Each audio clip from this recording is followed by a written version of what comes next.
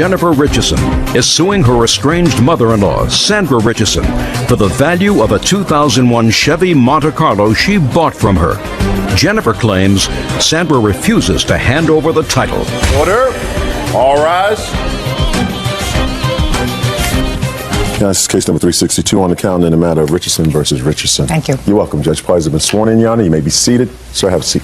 Miss Richardson, this is your soon-to-be ex-mother-in-law, and I assume that sitting in a witness chair is your soon-to-be ex-husband. Yes. Okay. According to you, you purchased a home for your son and his wife, and the idea was that you and your husband were going to live with them. Unfortunately, your husband became ill and passed away. The house was originally bought for us. Yes, the house was originally With bought. our money. No, well, sorry, Your Honor. No, it was your money. Well, can I just say something? If she wants to lie about No, just a second. 10,000. Just a second. Who paid the mortgage on the house? I did. It was in my name. I didn't ask you if it was in your name. I said who paid the mortgage. For the first 8 months, my husband and I did. When they moved in, they shared the responsibility. That's what I gathered. The first several months, you and your husband were making the mortgage payments on the house, and then you and your husband moved in, and then you split the mortgage payments, right? Yeah. But the house was purchased for them, and they were there alone for a period of time. Anyway, the house is really not the issue unless It we was get to the purchased with counsel. our money. Don't interrupt me. House isn't really the issue until we get to the counsel claim. We're going to talk about the house in a moment. This has to do with the car that you purchased in your name, but that your daughter-in-law used, but your daughter-in-law used it to take you around from place to place, all your appointments. She sort of chauffeured you around. Anyway, there came a time when you left the house, and shortly after you leaving the house, your daughter-in-law and son split up. Right. Your daughter-in-law went home to her family. Where do you live now? That's not what happened. Where do you live now? I live with my mother In what state? in Florida. And where do you live? Michigan. Okay. Did you take the car with you? At what Where time? is the car now? My husband has it. Okay. It is your claim that you wanted the car, and your mother-in-law said you have to pay for it. You were annoyed that she said that you had to pay for it because you always thought it was your car, but you sent her $3,000. She doesn't deny that you sent her the $3,000, but she never sent you the title to the car and never sent you the car. So you want something. You want either the car or you want your $3,000. Mother-in-law says the $3,000 was for other bills that were outstanding.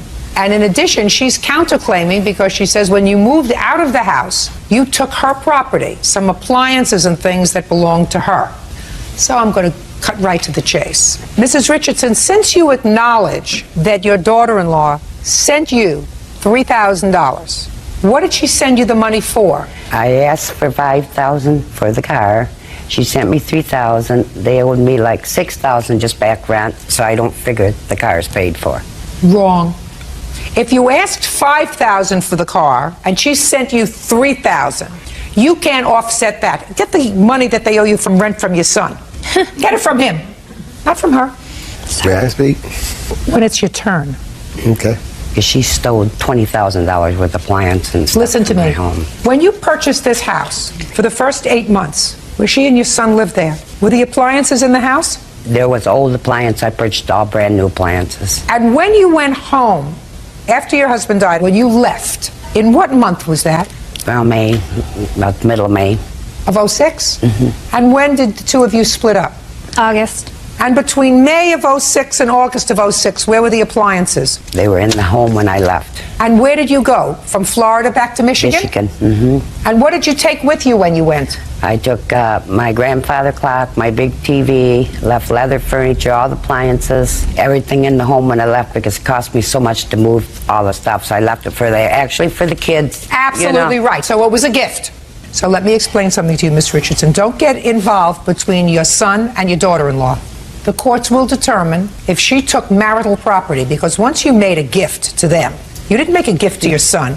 Listen to me. Okay. You made a gift to them. You left it when you moved back to Michigan in May. You left it as a gift for the kids. And if they had stayed together as husband and wife, they would have had all the appliances. The problem is they split up. And then you said, well, I don't want her. She's a stranger to me now. She can't take this property. I bought it. It was a gift. Once you give a gift, you can't have sticky fingers. You can't say, well, it's a gift, but I'm going to hold on to it. But I bought it as myself because I lived there. I don't care. When you left it there. And you didn't abandon it along with the leather sofa. You took what you wanted. You took a grandfather clock. You took other things that were important to you. And you left the other things there for your children. Then. So it therefore became marital property. She had no reason to steal it, though. She didn't steal it. It was a gift. It wasn't really a gift. Well, It Miss was 'cause I Richardson, lived I'm there. trying to explain to you, madam, you're not getting what the law is. Okay. That's the law. And if your son, during the course of the divorce proceeding, says, well, she took this marital property and she had no right to take the marital property, our judge will decide that. But it's not yours. You can't sue for it. You gave it away. You gave it away to them. And as between the two of them, a court will determine whose property it was, whether she cleaned out the house or whether she didn't.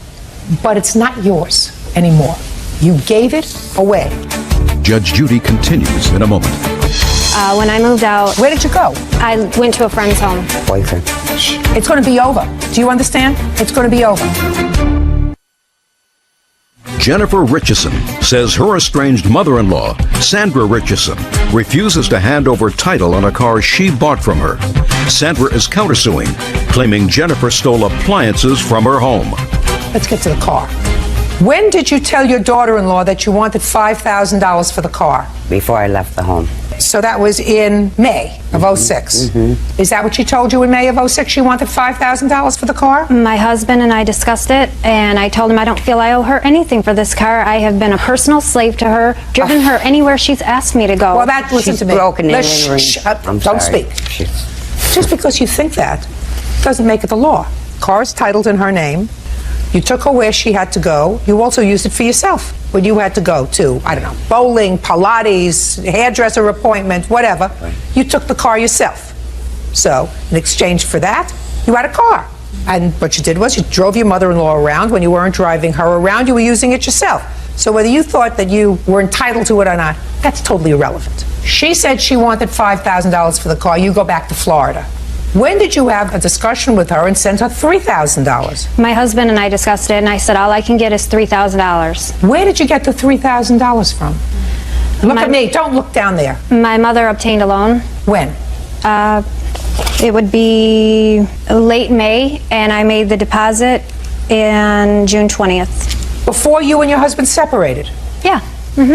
And you gave her a check in late May for the $3,000. Well, she was gone, so we deposited the check into her bank account, and we gave her the mortgage money as well. You'll see it's $4,000. No. That has nothing to do with it. She already told me. She wanted $5,000. You sent her $3,000. She considered it for other bills. She can't do that. Where's the title to the car? The original title was destroyed. And here's what I Original paid for title the can be car. destroyed? Here, ma'am.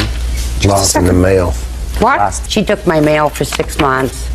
I spent $80,000 on that house. Who's living in it? It's empty. I can't even sell Just it. a second. Florida. Who's living in it? Nobody's living there. Why isn't he living in it? He lives here in Michigan with me now. Oh, well. But I just lost Because if I'm down there, she makes my life miserable. Shh, listen to me. $80,000. I'm not speaking so. to you. Okay. I'm not speaking to you. If Sorry. your mother's out some money, get a job and make sure she's whole. Miss Richardson, you cannot take her money. That money was for the car. That's what it was for. That was before they separated, so that you went back to Michigan, right, without the car. Right. And she got the money from her mother. This is her car. It is not your car. Don't get in between your son and his wife if they're in the process of divorcing. So this $80,000 that I spent, I know she got money, she kept my mail, she run my cell phone up to $1,000. Listen to me. Her. Listen to me. Listen to me. You can sue her for certain things, but you can't keep this money. And if you spent $80,000, you spent $80,000 on your son, not on your daughter-in-law. You spent $80,000 on your son because, but for your son, listen, if she came to you and you didn't know her from a hole in the wall and she wasn't married to your son, you wouldn't have spent a quarter on her. You spent the money because you wanted your son to be comfortable. And if he was married to this lady, well, she's the beneficiary of that. So The house isn't in her name. The house is in your name. I'm losing that too, so. Well, sell it. Meanwhile, you have to sign the title to the car over to her because the car belongs to her. You accepted the money for it? But it's not paid for. What do you mean it's not paid for? 3,000 isn't 5,000. Listen to me. You said you wanted $5,000 to them before you left. There was conversations that took place between the three of you. There's no question in my mind about that. There is also no question in my mind that you accepted the $3,000 in payment for the car because you took it and you spent it. It wasn't until 3 months later, when they separated, that you said, well, that money was for other things. No.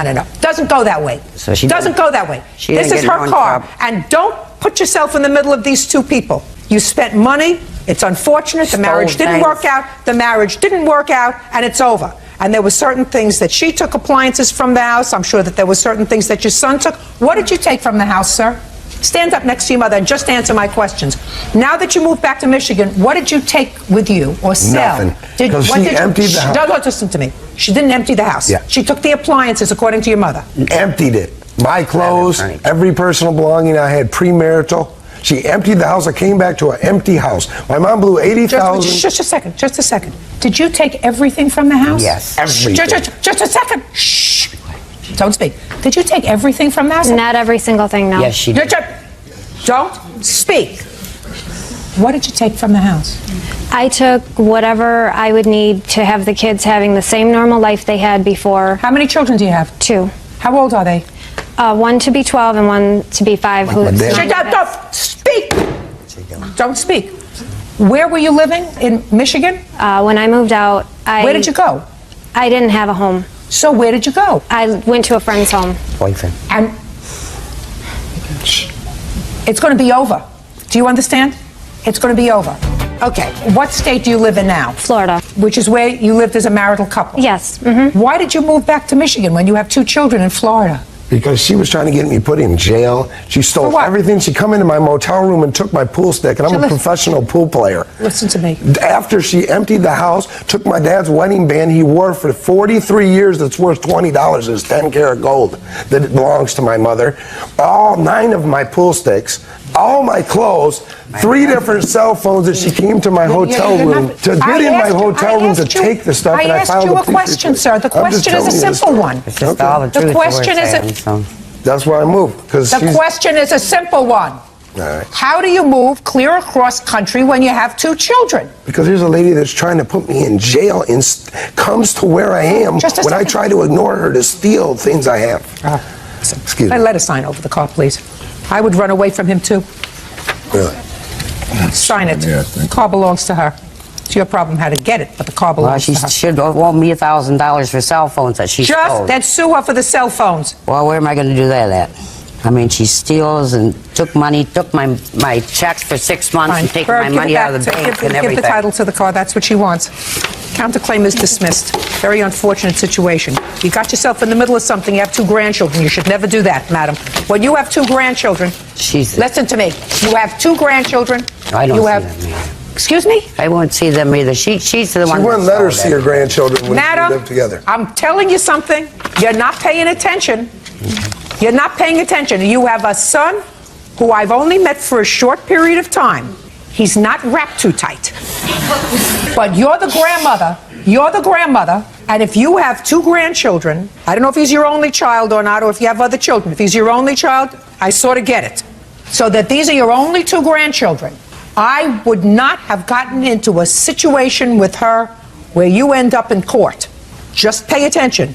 Don't look at him with rose-colored glasses. You have to know who your children are. You have to be fair. You have to be dispassionate. She may not be perfect, but you have to know who your children are. You got it? Yes. Goodbye. Parties are excused. You may step out. I think it's a shame when a grown woman can't talk for herself and she has to have her son do all the talking. The woman took everything from me. I just wish she'd leave me alone. I wish she'd give me a divorce and leave me alone and leave my mother alone. She calls her 50 times at 3 o'clock in the morning. He has some issues that I hope for his own sake he works out. The girl's psycho, bipolar. I will never speak to the woman again. She's a thief, she's bipolar, she's crook. I learned a lot the hard way. 21-year-old Anne Marie Fessler is suing her former roommate, 25-year-old James Hill, for stealing money meant for her boyfriend's bail. All rise. This is case number 406 on the calendar in the matter of Fessler versus Hill. Thank you. You're welcome, Judge. Parties have been sworn in. You may be seated. Ladies, have a seat, please. Ms. Fessler, this young man is your boyfriend's nephew. Your boyfriend was in jail. Is he still in jail? Yes. What is he in jail for? We had gotten into an argument in a restaurant parking lot, and he hit me, and the cops were called, and he was locked up, and they're holding him for old warrants that he had. Outstanding warrants for what? One was a shoplifting charge from 95. One was a drug charge and something else. I think it had something to do with the drug charge. I'm not exactly sure what. Do you know what he's in jail for? Them fighting all the time, and they're just very dysfunctional. Well, they may be very dysfunctional, but that's not the only reason he's in jail. In any event, it is your claim that you gave him some money to bail out your boyfriend, that he didn't bail out your boyfriend, but he stole your money. Then you think he took some other money from an ATM card. Some convoluted story. In any event, Mr. Hill says, I took $600 to go and bail out my uncle that you did give him, and when he got to the prison to bail him out, it was more than that, so he gave you back your $600. He doesn't know anything about any other stolen money. He says he doesn't know why you would think that he would take property that belongs to you. Okay, Ms. Fessler, when was your boyfriend arrested for domestic violence? November 24th of 2006. And when did you call Mr. Hill about giving him money to go bail him out? I called him and told him what the bail was. He told me to give him the money that I had, and he would see what he can do about getting the rest to go bail him out. I had $700 on me at the time. Where'd you get $700 from? Every month I get $400 from the state. They give me I'm on rental assistance and welfare. They gave me $400 every month. We saved $200 every month for the last 3 months. Just a second. They give you $400 for what? For my kids from welfare every month. How many children do you have? I have 2. So the state gives you $400 a month to feed and take care of your children, and you save $200. I was taking $200 out every month for my kids' Christmas, and the other $200 I was using to buy their diapers and stuff every month. What other money comes into your house? That's all the money that we have. No. Impossible. They were paying... Impossible. They were paying You our are rent. you, the boyfriend, the 2 children, living on, according to you, $50 a week, because if they send $400 and you're saving $200, that means that the 4 of you are living on $50 a week, unless the boyfriend is selling drugs. No, they were paying our rent also. We were getting rental assistance too from welfare. They were also paying our rent, and that was $800 a month that they were paying for us. So they're paying rent. That still leaves you $50 a week to We were feed. also receiving food stamps from them too. We were getting $500 in food stamps too. So were you selling those? No. What were you doing with them? Buying food and formula for my son and my daughter. And what was the boyfriend doing? He was trying to find a job. When was the last time he actually found a job? In the summertime. Doing what? He was working for a trucking company. And what happened to that job? He lost his job because he was late too many days. Why was he late? Because I was sick, I was pregnant, so he was staying home to help take care of me and my daughter while I was pregnant with my son. But you had been receiving welfare for a long time, right? Yes. So why wasn't he working and getting you off welfare before you got pregnant with the last baby? We were having a lot of problems. They were trying to help us out with everything that we could. We were moving back and forth from place to place. We were having problems with my first landlord. Listen, the government wants to give away their money to families who are actually living together. That is something that I am not going to rectify in my lifetime, although I would like to try. What I resent is welfare is supposed to provide people with their basic necessities, not enough money to save. You know, people who earn $25,000, $30,000 a year can't put away $200 a month because they have to use that money to pay for rent, gas, electric, telephone, medical, all kinds of other things, medicines, you know, so even if you're working and working hard and earning a moderate amount of money, you can't save $200 a month. Here, you're saving $200 a month on the taxpayer for Christmas presents. That's ridiculous, if I believed you. So, go ahead. So you had saved $600 so far for Christmas, and you gave him the $600. I gave him the $600 and told him to go down and to the bail bondsman, and they said that they would take $600 to get him out. I gave him the $600. I couldn't go down there. They said that I had to be at least 23 to sign the papers. I'm not 23, so I couldn't take the money down there and sign it. How old are you? I'm 21. So I asked him to take the money down there. He said his sister would co-sign with him.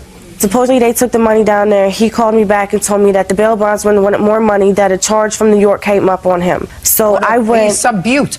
So he's got stuff from where? Where do you live? Trenton, New Jersey. So you live in New Jersey? Well, it's not far from New York to New Jersey. He gets around. What happened to the $600, Mr. Hill? All right, Your Honor. First of all, everything she said is bogus. Listen to me. I asked you a question. Yes. I said, yes, what ma'am. happened to the She gave you $600. Yes, she that did. you agree with? Yes, yes, ma'am. My question is a simple one, Mr. Hill. And I'm getting hungry. Okay. You understand? What happened to the $600? It went right back into her hand, Your Honor. When? Right after I tried, my witness here, Miss Irvin, she took me to the police station to bail him out. When they told me it was not enough money, I then returned her $600 plus $155 of my own because she asked for extra money to go help pay the fines off before he can get bailed out. I never even asked her for that money back. The following morning, she tells me the money's missing. Someone's stolen the money. I have nothing to do with that. She told you that someone stole that $600? Yes, ma'am. Yes, ma'am. Yes. Okay, he got up in the morning and came downstairs and told me that in the middle of the night he found my front door to my apartment standing wide open. He said the apartment got cold, he came down to use the bathroom, and the door was standing open to my apartment. I was going to my room to go see where my money was. My money was gone. He claimed that somebody came in and took the money. Miss Fessler, you following what I'm saying, madam? Yeah, but I'm saying what he's saying is I want true. you to listen to me very carefully. We're starting with this premise, Miss Fessler, that the money you gave him, the $600 to bail out your boyfriend, right, was money that the government intended for your children. That's what the taxpayers gave you the money for, to feed and clothe your children, not to use for Christmas presents, and certainly not to use to bail out your drug addict boyfriend. Do you understand? Yes. Good. Judge Judy continues in a moment. Who do you work I for? work for National Fidelity. I'm a junior loan officer. Really? Yes. What's the name of your boss? John. And later today, There was police outside, and they said, everybody out of the house, come out with your hands up. And Grover says, now if they asked you, tell them I didn't change my clothes and I never left the house. real cases, real people. Judge Judy. Anne Marie Fessler claims former roommate James Hill stole money earmarked to bail her boyfriend out of jail. James says Anne Marie is making up a story. Now, it matters not to me, and I'm telling this to you from the bottom of my heart. If he stole that money and used it for, I don't know, bought a whole new outfit, had his hair done, I don't know, whatever he did with the money, right? That to me is no worse than what you did, taking the money away from your children to go bail out your boyfriend. What difference does it make to me as a representative of the government? What happened to the misappropriated money? It wasn't meant for your boyfriend. Put your hand down. By giving the money away for bail, you are stealing the money from your children. You can't do that. You get it? Good. So I am totally disinterested with what happened to the $600. Okay. All I know is, as a taxpayer, one thing remains firm.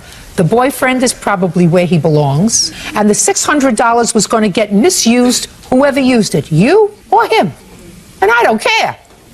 I got other fish to fry today. What difference does it make to me is whose con it is, his or yours. Now, what other money do you claim he took from you? He took $200 from the Red Cross that they had gave me. My apartment had burnt down on December 4th. We both were given cards from the Red Cross. I had $722. He received $200 and something. I don't know exactly how much. I had asked him to come into the hotel room with me for a minute to watch my kids while I went to go call my mom. I came back in to get my kids. My mom was taking us to New York to go to court with her. For what? She's having a problem with two of my other sisters in New York. Listen to me. Get to the story. The Red Cross gave you money, and you claim that he took out some money from that card. I got to New York to take the money off the card so I could buy my daughter something to wear. My card was not there. He was the only person in the room. I have a police report stating where the money came from. It came from an ATM machine from a store that's right down the street from where he lives. I never told him the money came from an ATM machine from a store. When I called him and asked him why he took the money, he told me that there's no ATM machine in the store down the street. I never said anything about a store to him. Did you steal any money from her Red Cross card? No, ma'am. You had the cards that they gave us. They give you and only you an access code to those cards. You understand? She asked me to watch the children. My room was 2 doors down from her. I kindly came, watch the children. How can I take something within a matter of seconds? They have an envelope. They give you the card. I don't know. All I'm asking you is, did you take her money? No, ma'am. They put the card inside of an envelope. They put the card inside an envelope, and on the envelope is the PIN number. He knew it too because they gave him the same thing. So we had the same PIN code? So we Just a had. second. Do you work? Yes. No, Who do he you, doesn't. Shh. I don't want to hear. Who do you work for? I work for National Fidelity. I work. It's like it's a loan off. I'm a junior loan officer. Do you get paid a weekly salary? Yes. How much? I earn $600 a week. Really? Yes. What's the name of your boss? John. Oh, that's his first name. What's his phone number? Excuse me. Excuse me, phone number. What word didn't you I understand? can't. I don't know the phone What's number. your work offhand. phone number? Excuse me. My work phone number.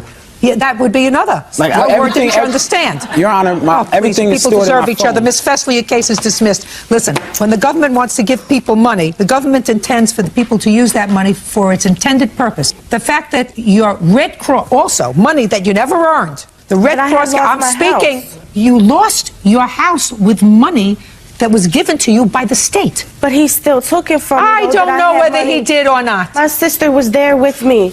He admitted to, he told my sister Oh, that different he had story. the money. Come. Your name? Tia Dixon. Where do you live? I live with my boyfriend. And what do you do for a living? Well, I'm going to school right now. What school do you go to? Mercer County Community College. How many credits do you take? No. I would know that. She just started. I just started. I start back next Monday for the second So semester. you're not. Oh, please.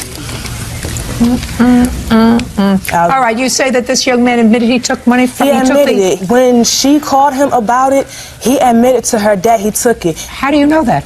Because Don't speak. Because? Because I was sitting there. Sitting where? I was sitting with her. Yes. And he admitted that he took the money and he started What do you cussing mean, her you were on out. the phone? Yeah, on the phone. She had chirped him up and she said that she wanted her money back. He said, first he started cussing her out. He said, stop effing calling me about this. You call me about this one more time, I'm gonna F up you and your kids. He said, I got the money, you not getting it back. And before I even heard all of that, she called me, said she was going to finally get her money back. She went down to the bail bondsman to wait for him. I'm not talking about the bail bondsman. You didn't understand what I said about the bail bondsman. I'm talking about the ATM. The ATM card. He went and he took the money off the card. He said that he took it. He When did he admitted tell you that he about took it? He was on the phone with her and he Again. admitted. Just a second. He was on the phone again with her at a different time.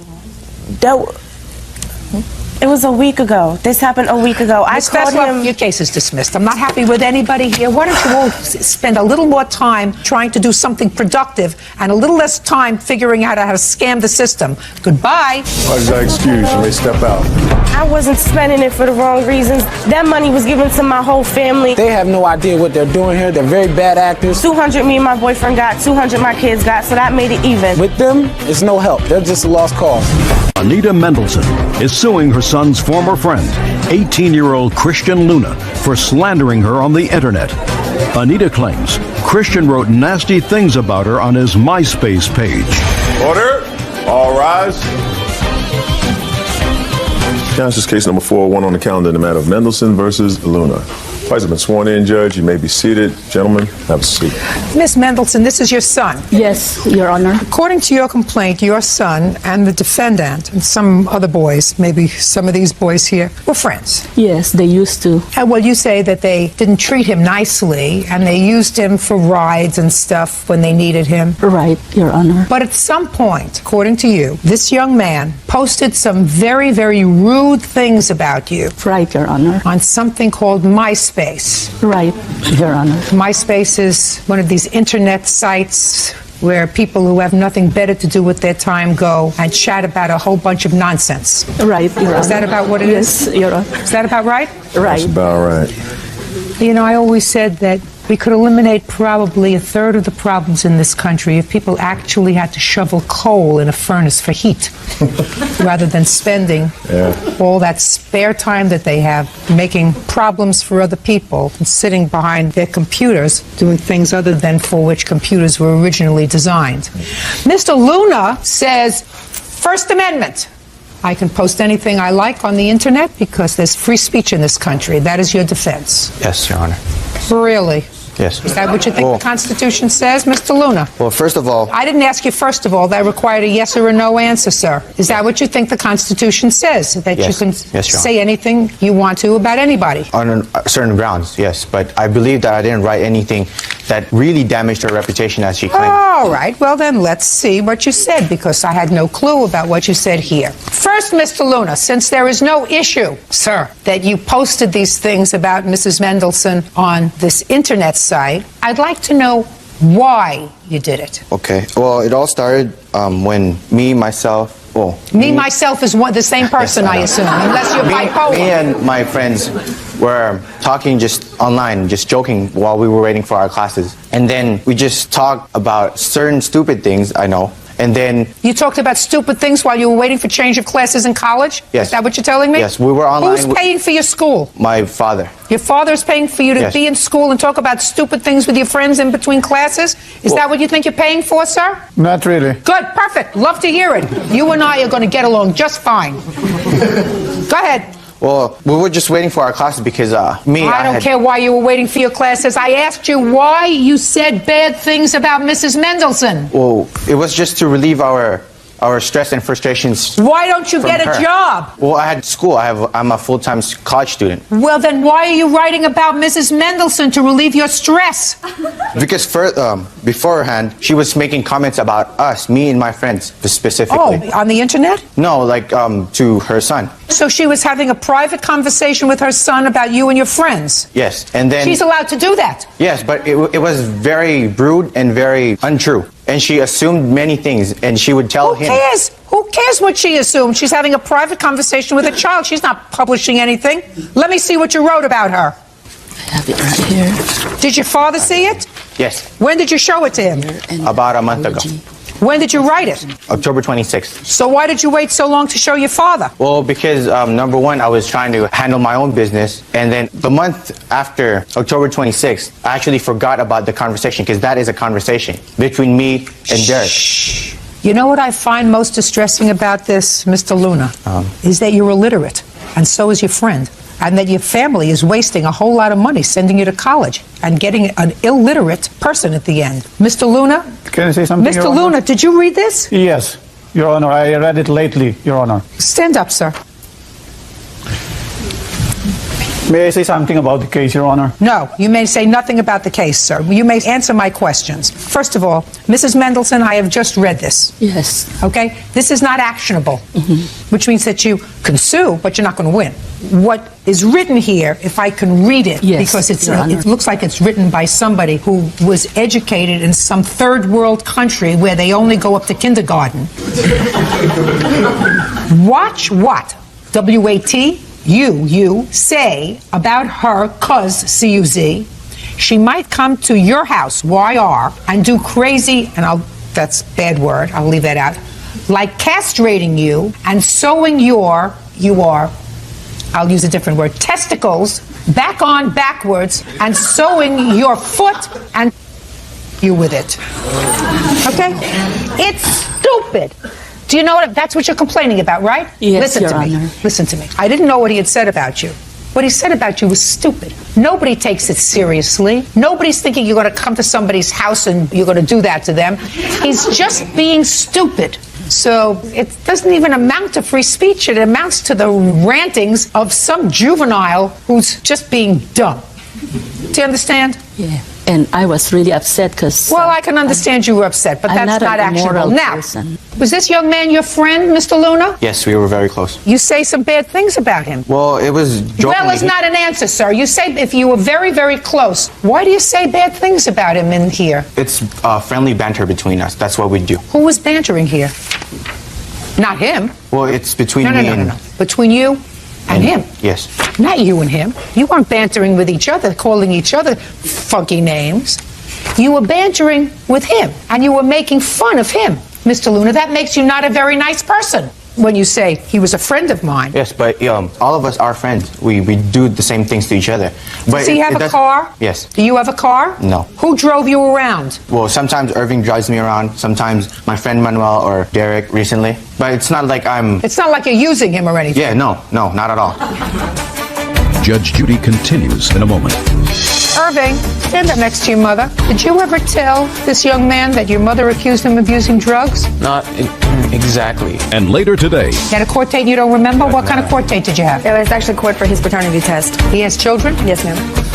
Wunderbar. real cases, real people. Judge Judy. Anita Mendelson claims her son's former friend, Christian Luna, slandered her on the internet.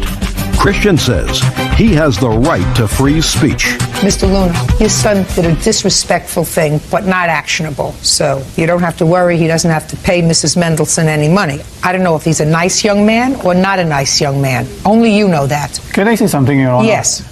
He's a nice young man. In fact, he helped Irving in his religion class, and he's kind of mentoring this guy. I mean, they were friends, Your Honor, and it all started. Did you read this? Yeah, I know. I read it, but it all started when Mrs. Mendelson tried to blame my son and his friends that they are using drugs. Yes. And she's trying to, separate his son from these guys who are nice people. I just don't know why Mrs. Mendelson is so mad at my son. Maybe you want to tell me, Mrs. Mendelson? The truth, Your Honor, is that I never said that they're using drugs. It was a lie. What I told my son is that because I saw a lot of this abuse from Christian sending all those messages against him, and I told my son, stop giving him a ride and transfer to other school. And I didn't mention anything about drugs. You're wrong. Who told you that Mrs. Mendelson accused you of using drugs? Her son. He told you? Yes. Irving, stand up next to your mother. Did you ever tell this young man that your mother accused him of using drugs? Not exactly. What do you mean, not exactly, Irving? Well, she said that she doesn't want me hanging around people who do drugs. Okay, so? And in that sense, that's what I said to Christian. But she never accused Christian of doing drugs? No. That's your answer, Mr. Luna. What else? I would just like to clear something out. I didn't use Irving to give me rides. I don't just randomly call him and like, oh, can you give me a ride to this so-and-so place? I would ask him a ride if we were going there together. But I've never used them just Christian, I want you to listen to me very carefully. Okay. Having access to a machine like a computer and access to a place like MySpace where you can say very damaging and hurtful things doesn't mean that you should use it. When you write something like this, even though it sounds asinine, juvenile, and stupid, it was still hurtful to Mrs. Mendelson.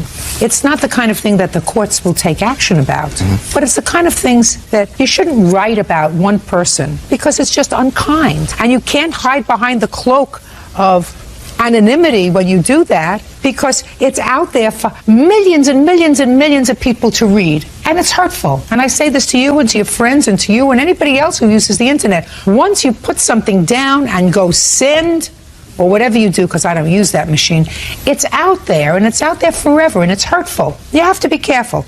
Now, what your son said about her was unkind. I know that, Your Honor. Very good. Then you tell him he did the wrong thing? Tell him to apologize to her? In fact, say, shh, I'm sorry. I'm sorry, Mrs. Mendelson. Okay. That's it. Just don't do it again, ever. Thank you. That's all. Thank you very much. Parties are excused. You may step out. Well, I agree with Judge Judy that what I wrote is obscene. I just hope he will stop the abuse towards my son now. And I agree that it was offensive, but I am really sorry about it. 21-year-old Nicole Wagner is suing her former live-in boyfriend, Christopher Solomon, for the return of rent and for the value of property she left behind. All rise. Now, this is case number 554 on the calendar in the matter of Wagner versus Solomon. Parties have been sworn. You're welcome, Judge. Parties have been sworn in, Your Honor. May be seated. Ma'am, have a seat, please. Miss Wagner, Mr. Solomon was your boyfriend for a while and you lived together. He has 2 children? Yes, ma'am. You have one. And according to your complaint, Mr. Solomon asked you to move out of the house. There was a problem. You did move out of the house. And you claim that Mr. Solomon kept some of your stuff, refused to give it back to you, ruined some of your stuff when he put it out in the rain, and then caused your car to be towed from his place of business. And you can't get it out unless you have thousands of dollars. Mr. Solomon says that he gave you ample opportunity to retrieve your stuff. He said that the car that you left in the parking lot of his business wasn't running. You should have moved it because he had to have it towed. It was in the parking lot. That's your problem. You didn't take responsibility for your own things. He is counterclaiming, alleging some nonsense, but he also says that you damaged his car. Right? Yes, ma'am. Okay, so give me the dates that you lived together, Miss Wagner. We moved in together into our new house on August, and August of 2006. And were you both on the lease? Yes. When did you separate? It was November 14th, the day we broke up. Now I want you to tell me about that date. Okay, he had given me my new engagement ring, and I was still in the bed sleeping when he woke me up trying to jerk the ring off my finger. And I was asking what he was doing. He said that he found out that I cheated on him, that he wanted us to break up, and that it was over for me to leave. So he jerked me up by my arm. I called her. She came and picked me and my son up, and we left. November 14th? Yes. When for the first time did you try to get your property? I came back on November 25th to get my things. Well, what'd you do between November 14th and the 25th? He wouldn't let me come to his house. Is that right, sir? No, ma'am, that's not true. And yes, sir. Okay. Let's get to the point where you believed she was not being faithful to your relationship. Yes, ma'am. That came to a head on November 14th. I said she needed to make a life choice. Either she wanted the lifestyle where she was going to be out all night long, or the family lifestyle that we had set up. I have 2 children. I raise on my own. Gotcha. Done. So she left. Yes, ma'am. Now, when she left, did you prohibit her from taking any of her property? No. Now, That's a hesitant no. She came and went as she pleased for the first month after that. She would come and do laundry at the house. She would come and get just a few clothes and leave everything else How do until you I had know to call that, the Mr. police. Solomon? Because at first I allowed it. I allowed her time to find a place to get her things to take to. You mean between November 14th and November 25th? It went on long past that, yes. She was coming back and forth to the house. Yes, ma'am. Miss Wagner, let me tell you this. I believe him. I want you to understand that my job is to be able to tell if somebody is pulling my leg or not. I believe that after you left on November 14th, you went back and forth to the house freely. Do you understand? Okay. So if you're to tell me that that's not true, I'm not going to believe you. Okay, Do you well, I understand? have proof of this. You have proof. Just a On second. November You have proof that you never went back to the house with his permission after November 14th? Can I tell you something? No. He I changed want the you. locks on me, I so want couldn't you get to in. pay careful attention to what I'm saying to you, madam. I can tell when somebody is not telling the truth. Between November 14th and November 25th, did you enter the house? Yes. That's my. How many times did you enter the house between November 4th? You see how easy this is getting? Right, I got you. That- I went you in got, twice you when got he it? was there, and once when his babysitter was there. So you entered the house when he wasn't at home? Yes, one time. I don't care if it was 1 time or 10 times. Now, when he wasn't home, why didn't you get your stuff? I was, and his babysitter said if I didn't leave, she was going to call the cops because he doesn't want me there. So I left. And when I went back on the 25th, like he said I could, he called the cops on me and Ashley because I was getting all my things when I brought boxes and everything. And the cops said I had to leave. Was there a time, I've read his answer, that Mr. Solomon spoke to your aunt about you coming to the house to get your property? Yes. When was that? December 19th is when we all agreed to meet at December. the house. Yes. Not all agreed. When for the first time did you call Mrs. to tell her to at least accompany Miss Wagner to the house? I went to her place of employment and had a long conversation with her, and Miss agreed to be the go-between, and that she would be present at the time, and she would be there when she came to get her things. It wouldn't be an argument. And that happened December 19th? Is that when the arrangement was made? Somewhere close to that. Fine. Now what happened, Miss Wagner? Okay, I went over Look there. at me. I went over there on the 19th. With your aunt? No, she said she wasn't going to come. It was just going to be me, that I needed to go down there. That was the arrangement. The arrangement that was made with Mr. Solomon and your aunt was she said she would accompany you. She didn't have enough time to do whatever she had to do, so she said that I needed to come by myself. So I did. I talked to Chris, and he was there. We talked. I mean, we were fine. Well, if you were fine, why didn't you get your stuff? I was packing my things, and that's when he called the cops on me. He pulled out a gun and was like, I'm going to shoot anybody that comes up in this house to help you. And that's when I was like, let's just leave. It was me and Ashley. My son was there. He said everything would be fine, so I came. Wait, ma'am. Go ahead. When she came to the house, she came to get a few things. No, the that is argument not true. was that I thought you were coming to get everything, not just a few things. A pair of black pants is exactly what she was looking for, and that's all she was going to get and leave. At that point, I said, no, if you're not getting anything, you don't need to be here. You coming in and out of me and my children's life is doing nothing but hurting them more. They were attached to her. We had a family together. She's coming and going and doing nothing So but what dragging you're this saying, on. Mr. Solomon, is Miss Wagner wasn't coming to get all of her things ma'am. on December 19th. She was coming to get a pair of slacks Yes, ma'am. from the house. That is not true. Were you packing up Yes, your I was stuff? packing my stuff that day. And the cop told What were me you packing? all my things. I was in the laundry room at the time packing up all the clothes in the bags, and I was packing up all the stuff, and when I walked back in the kitchen to go get more boxes, that's when he pulled the gun out and was like, anybody that comes in here, because I was on the phone saying, can you please come help me with the truck so I can get everything. And he was like, Who were you talking to? Her boyfriend, Jamie. Why wasn't Jamie there with the truck? Why were you calling him? Because I needed somebody with a truck to come help me. Well, why weren't those arrangements made before, Miss Because Wagner? he said he was going to use his truck to help me move everything. We were still talking. Everything was fine. Go ahead. Well, when I went back to the thing, he pulled out the gun, all that kind of stuff happened, and he was like, if you're not going to be with me and you don't want a family, to leave. And I was like, just let me get my stuff. It's not going to take me that long. I don't have that much stuff at the house. And when he told me to leave, he said, fine, I'm just going to call the cops. Well, I'd already called the cops because he had pulled the gun out after I got off the phone with Jamie, and I said I was going to leave. I'd rather have a cop there when I'm packing all my stuff. Why didn't you bring your aunt? It would have been much easier. That's who we made arrangements with. She didn't want to come. I'm not so sure about that. Judge Judy continues in a moment.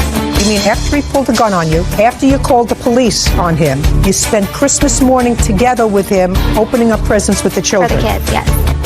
And later today, What you're telling me is that she held the plane tickets over your head in order to get you to sign the lease. That's ridiculous. You sound ridiculous, like a ridiculous baby.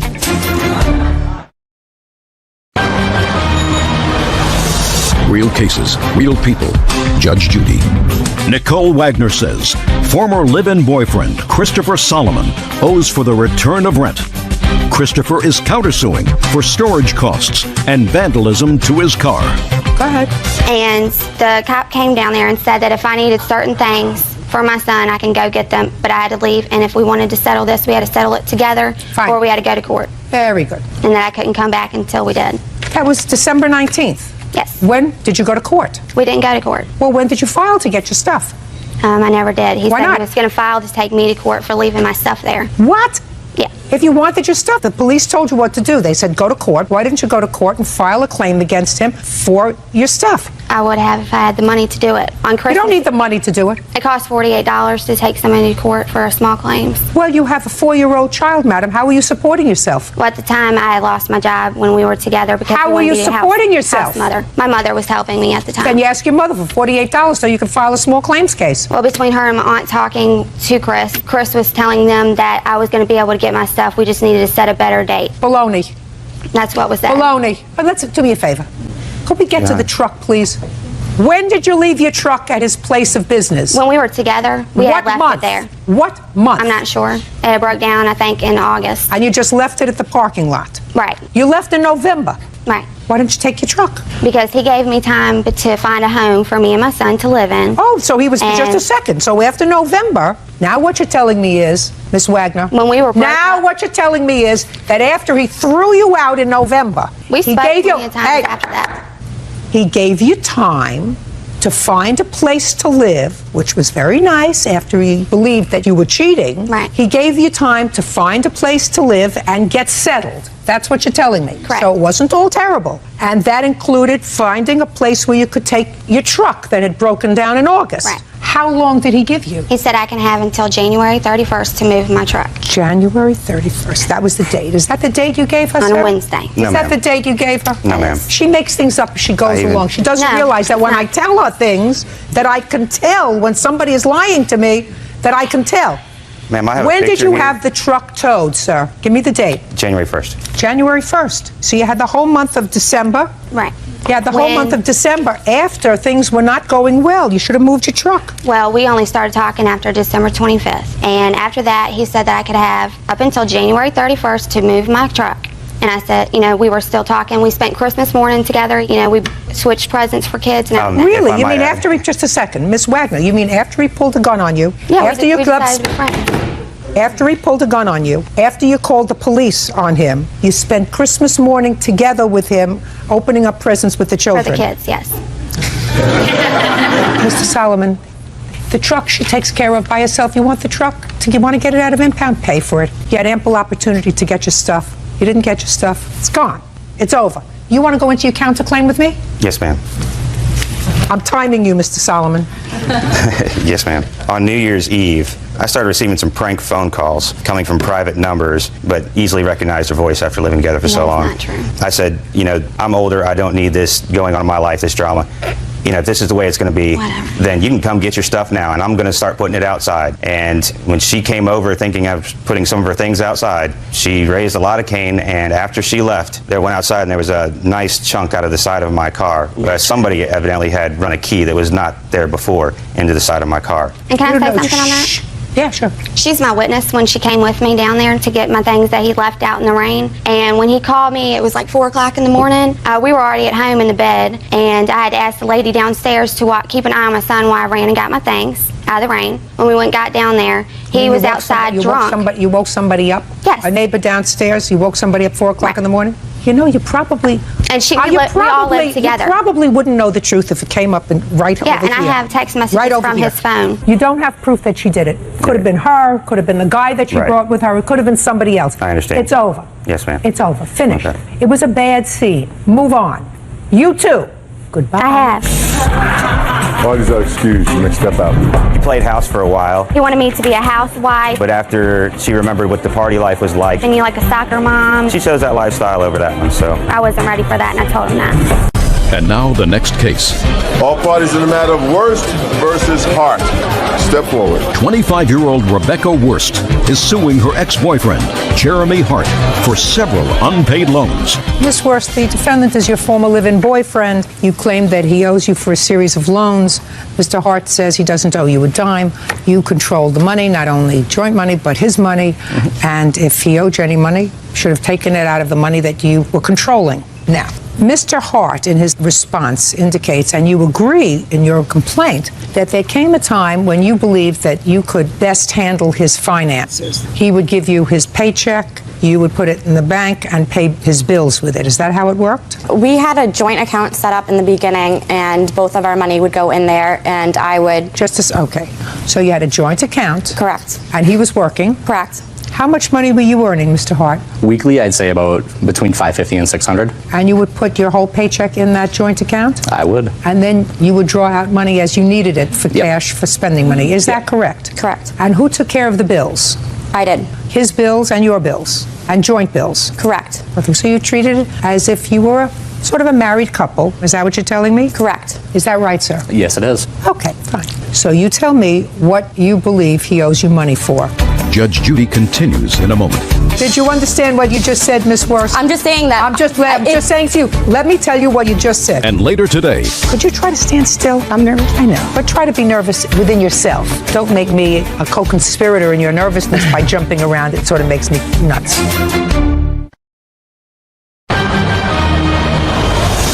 Real cases, real people.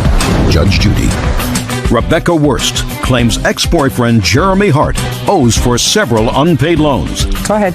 There were certain purchases put on my credit cards because Jeremy had bad credit. What did he put on your credit card? There were some car repairs for his Volkswagen Jetta. What else? Also, for his tuition, he wanted to start back up school. He was going to be getting loans, but the school needed money right away. I thought he would pay me back. Just a second. Where did that money come from? My credit card. And your credit card payment was paid out of this joint account? Correct. It was paid out of the joint account, but we had our separate checking accounts. And in January, he put his check into his own checking account, and I put my check in my own checking account, and we were combining money to pay bills. Miss Worst, listen to me very carefully. All right.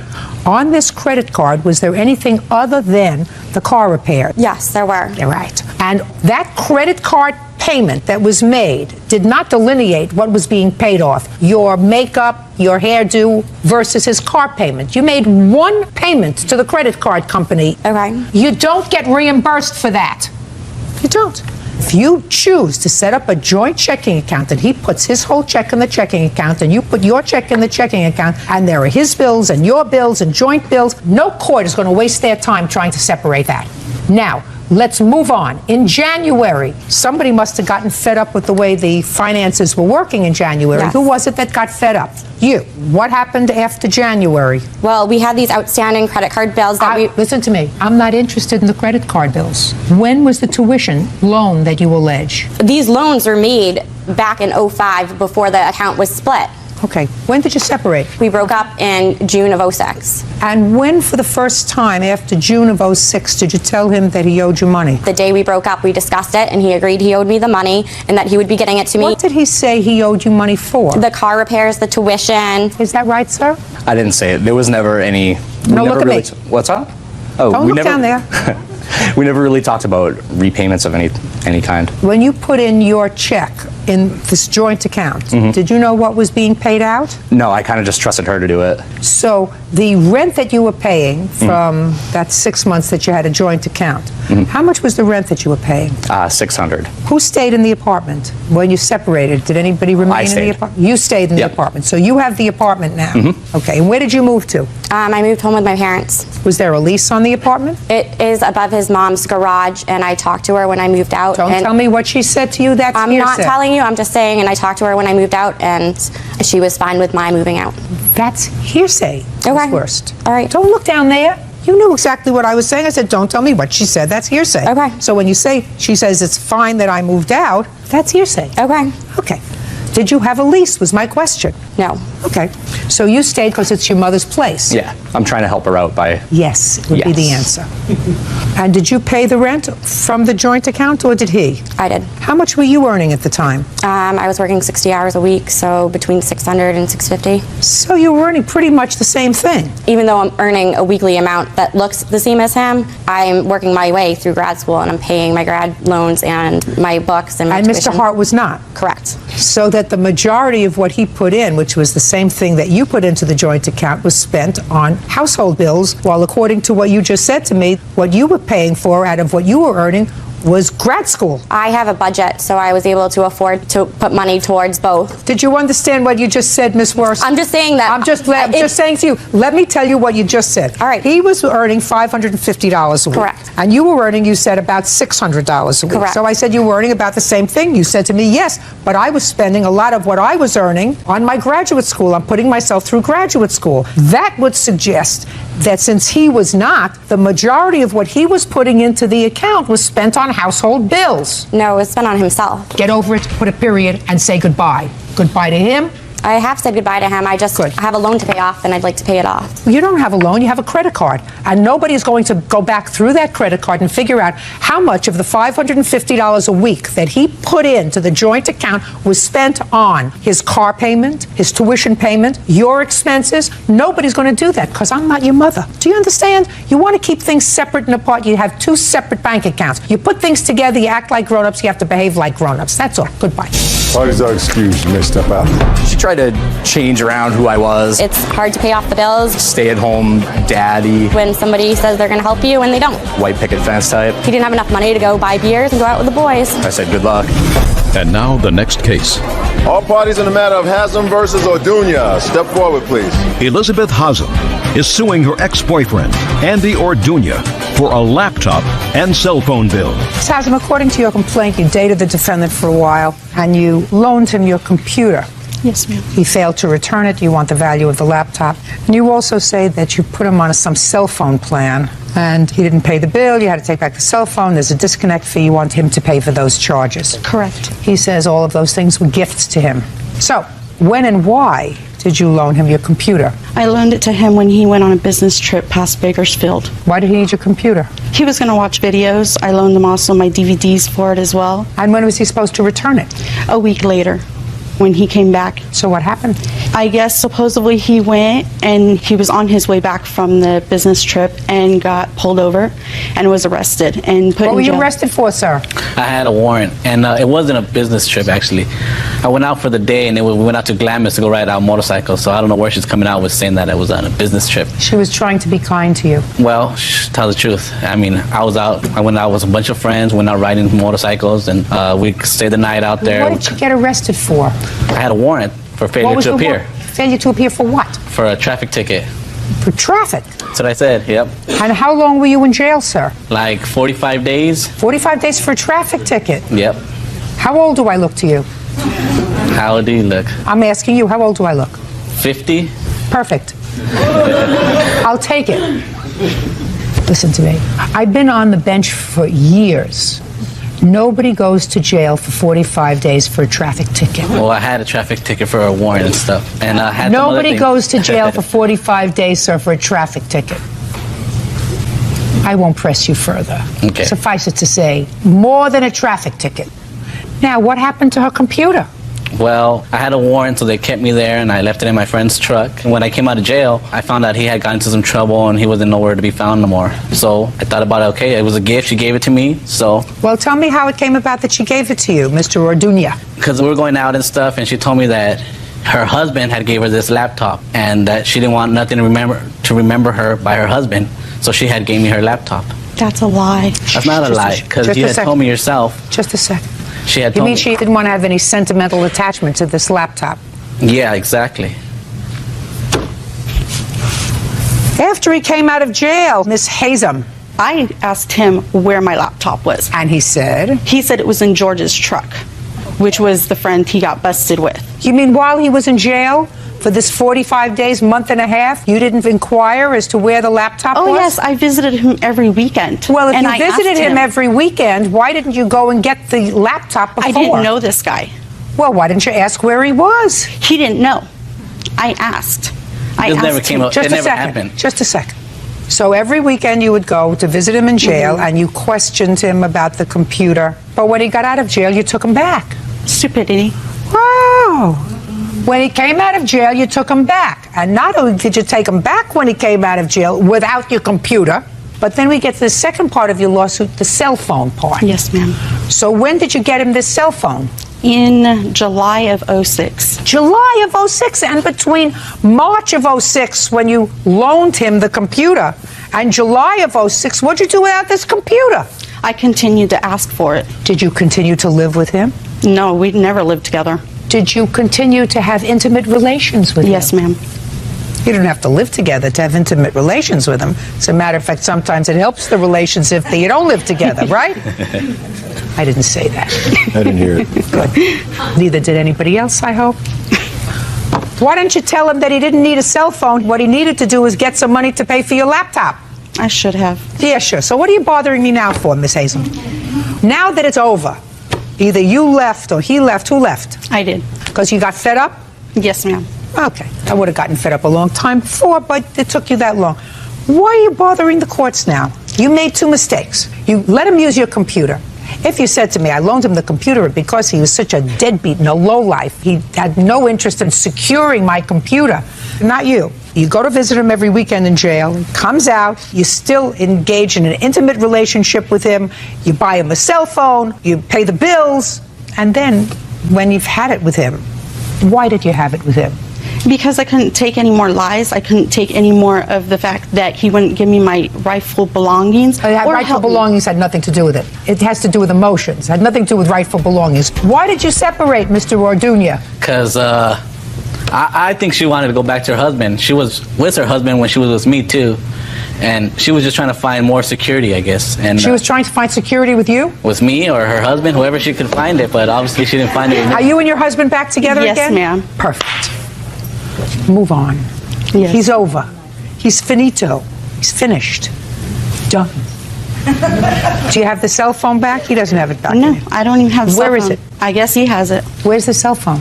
I don't have the cell phone. And I told her that I didn't have no money to pay for it. And she said, don't worry about it. I want to be able to talk to you because I was staying in a sober living house. And she wanted to be able to get a hold of me. You were living in a sober living house? Yes, I was. Why, were you a drinker? No, I had some drugs I had got caught with a while back. That had nothing to do with the warrant, right? Part of it. So it wasn't just a traffic ticket? Well, it was... Mr. Orduña. Ms. Hazem, move on. You're back with your husband? Yes, ma'am. Perfect. That's all. Step out. Case is dismissed. Thank you. Step out, please. And now the next case. All parties in the matter of Detweiler versus Atkinson. Step forward, please. Deborah Detweiler is suing her former friend, Gary Atkinson, for a loan to buy a home. Ms. Detweiler, you and the defendant were, according to you, friends. Yes, ma'am. And there came a time when Mr. Atkinson was buying a new house, and it is your claim that you loaned him $5,000 with the understanding that he was going to pay you back. Yes, ma'am. Mr. Atkinson says nothing could be farther from the truth. While he acknowledges that you got the cashier's check, he gave you the cash in order to get the cashier's check, so that you were merely just performing a ministerial act by going to the bank and getting this cashier's check as a favor, but the money actually was his. Tell me what happened when you were in a position to loan him $5,000. Okay. I had recently sold my mobile home to my ex-husband and his new wife, and he said that... How much did you sell it for? I sold it for $10,000. How did he know that you had $10,000 in the bank? We became friends. Also, I was going through a breakup with my boyfriend, and him and my ex-boyfriend were talking back and forth, and I don't know what was being said, but I know that somehow he found out that I had this money in the bank. My boyfriend evidently had told him. So he said to you, can you loan me? Come on, I own you the loan. He said that he wanted to buy a $250,000 home. He was having a hard time getting hold of his daughter, Angel, because she takes care of all of his banking for him, and he needed $5,000 in order to put down on this property. I said, well, I've got the money in the bank, but you have to promise me that you'll pay it back. So I went to the bank. I wrote a check out. I've got a copy of the check that come out of my bank, the $5,000. Can I see it, please? Yes, ma'am. See where it came out of your bank? Shh, just a second. Let me see where it came out of your bank.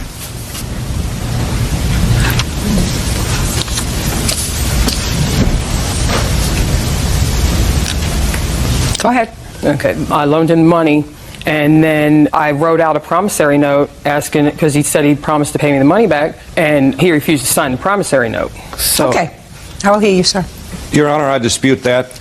I have from Wachovia Bank a copy of the microfilm which shows a completely different description on the memo, where she's indicating she loaned this money. I initially made All I arrangements... want to see from you, Mr. Atkinson, is very, very simple, sir. All I want to see from you is a withdrawal from your bank, $5,000, on or about August 23rd.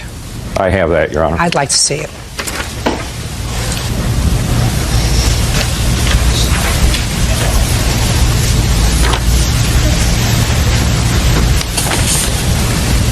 No, sir, that's not what I'm talking about. This is a letter. I don't take letters. Yes, ma'am. I take bank records, which I assume you have, because you knew you were coming to court today. This you can take and throw in the garbage. What I need is your bank statements. That's all I have to see. That I know that you gave her the money and asked her to go and buy this certified check, right? Yes, Your Honor. Show me the bank records. Your Honor, I do not have the actual bank statement. However, Well, I do have... Sir, let me tell you something. If you don't have the bank statements, then you don't have evidence, because this is trash. That you can get by stealing a piece of stationery or having a friend at the bank write that letter for you. Bank records. Why are you looking at me like a deer in headlights, sir? Am I speaking a foreign tongue? Bank records. I do have two witnesses, Your Honor. I'm not interested in witnesses. I'm interested in your bank records. I do not have the bank Why records, not? just the document from the bank. No, you have no document from the bank. What you have is in the garbage, sir. You have a savings account. You had money transferred into SunTrust Bank, according to this piece of garbage. Then you should have records. That's what records show. And you don't have it. That's correct, Your Honor. Judgment for the plaintiff in the amount of $5,000. That's all. Step out. Parties are You're a liar, sir. I don't like liars. Thank you very much. Once again, the plaintiff uses someone to get what she wants. I hope every man, woman, and truck driver out there is watching so they can see what a liar and a con artist he actually is. And now the next case. All parties in the matter of Doucette versus Willis. Richard Doucette is suing his former friend, 25-year-old Jolene Willis, for several loans to get back on her feet. Jolene claims Richard was trying to buy her affections. Mr. Doucette, Miss Willis was a friend of yours. Were you allowed to move in with you because she needed a place to stay? And it was a platonic relationship. She, I think, stayed on the couch. Yes, I did. And you claim that while she was living with you, you made a series of loans to her. You want your money back. Miss Willis says that you gave her money because you were hoping that you would have more than a platonic relationship with her. When that turned out not to be the case, you became irritated, told her to leave. She says that there was never a loan arrangement. She's counterclaiming because she says that you refused to return some of her property when you put her out. That's your counterclaim. Yes. How old are you? I'm 25. How do you know him? A couple years ago, I bartended at a bar, Champs. He came in there, played pool, and I started then playing on his 9-ball pool league. On his pool league? Yes. Go ahead. And we became friends for a couple years. And I moved to Pennsylvania, and when I returned, he offered to let me stay on his couch. Well, you must have called him. Yes, I talked to him. We are friends. I started playing on his pool league again. And you asked him if you could move in? Yes. When was that? Mid-November. of 2005. How long did you stay? Till he kicked me out, early March 2006. Mr. Doucette, why did you wait a year to sue her for money? I want to give her the opportunity to get a job and pay me back. Did she say she was going to pay you back? As soon as she got a job, she was going to start paying me back. You put her out in March? I'm not sure of the date. She said it was March. I was early 2006. Why did you put her out? Because she wasn't making enough effort to look for work, and I just got tired of being a friend and loaning her money and doing all kinds of things for her, and I could see there was no end to it, so I just cut my losses and And you told her to leave? Yes. When did she say she was going to get a job and pay you back? Was it before you put her out or after? Oh, when she moved in. The agreement was that she was going to live with me until she get back on her feet, get a job, and then she would pay me back whatever she owed me. But when you kicked her out, Mr. Doucette, you knew that she wasn't going to pay you back. I had hopes that she would find a job and eventually pay me back. What contact did you have with her between March, when you put her out, and the time you filed this lawsuit? There was a 9-ball pool league that we were in, and then after she left that abruptly,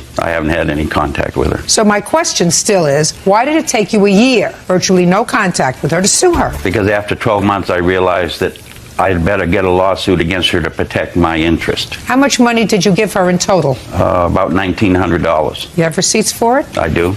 I'd like to see them, please.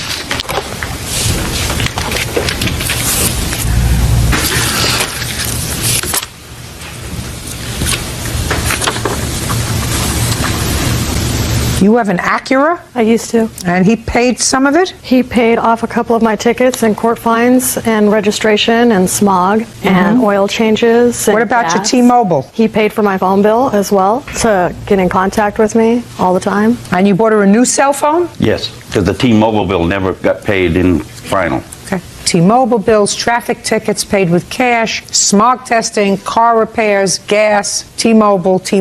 Okay, you paid all of her bills. Yes, I did. Okay, go ahead. I'm prepared to hear you, Miss Willis. On top of all that, he bought my makeup, bought my cigarettes. Yeah, you didn't have any money. You weren't working. No. Why weren't you working? I was looking for work at the time. You weren't looking too hard. 4 months. Well, I had somebody taking care of all my bills. I was really... You were really what? Really looking really hard for a job. But there was never any agreement on any repaying of anything. It was in hopes of having a relationship with me. So he kind of tried to buy me, and I kind of let him. I believe you. What do you think of that? I mean, it doesn't make you a nice person. Well, it doesn't make you a nice person. I went out to dinner with him. I gave him my company. I did his laundry, cleaned his house, changed his bird cage. I did things for him. And really, he just wanted my company. He's lonely. How often did you go out for dinner together? We only went out a few times, but I did play on his pool league 3 nights a week. Did you have dinner together in the evening? Occasionally, not all the time. No, we didn't have a relationship. No, I understand you didn't have a relationship. She was relationship. just like a renter. She wasn't a renter. Renter pays rent. True. Then I don't know what to call her, or call the relationship. You called a relationship. I hope it's more. Yes. Otherwise, I don't get it, Mr. Doucette, quite frankly. I don't get it. If you start lending money to somebody and they don't pay you back, and they're not doing anything to get a job, it doesn't take you 4 months to figure that out. It did in my case. Because I had hopes that she would go out and get a job. You had hopes that she would come to a different relationship with you. No, that is totally false. That is totally false. Mr. Doucette, I am not moved by the fact that this was considered a loan by you. If it was, wouldn't it have taken you a year to come to court, to come forward? I don't know, quite frankly, what provoked you to come forward now? I don't know. Did something happen? Yeah, 12 months went by. Other than 12 months? I had a baby. When did you find out she had the baby? Probably early January. And that's when you filed your small claims case? I believe so. Thank you. Your case is dismissed. That's all. Parties are excused. You may step out. She wasn't making any effort to find a job. He wanted a further relationship with me. She was just laying around. Saying I didn't have to sleep on the couch, I could sleep in his bed. And as I stated, I just wait figured a year. I feel a little bad. I'm out $2,000 is the most frustrating thing. He's out $2,000, but he offered. Well, we don't even talk to each other, nor do I want to. So I really don't feel that bad. And Lewis Walker are suing their former tenant, 25-year-old Carrie Weir, for 2 months' rent, the destruction of property, and harassment. All rise.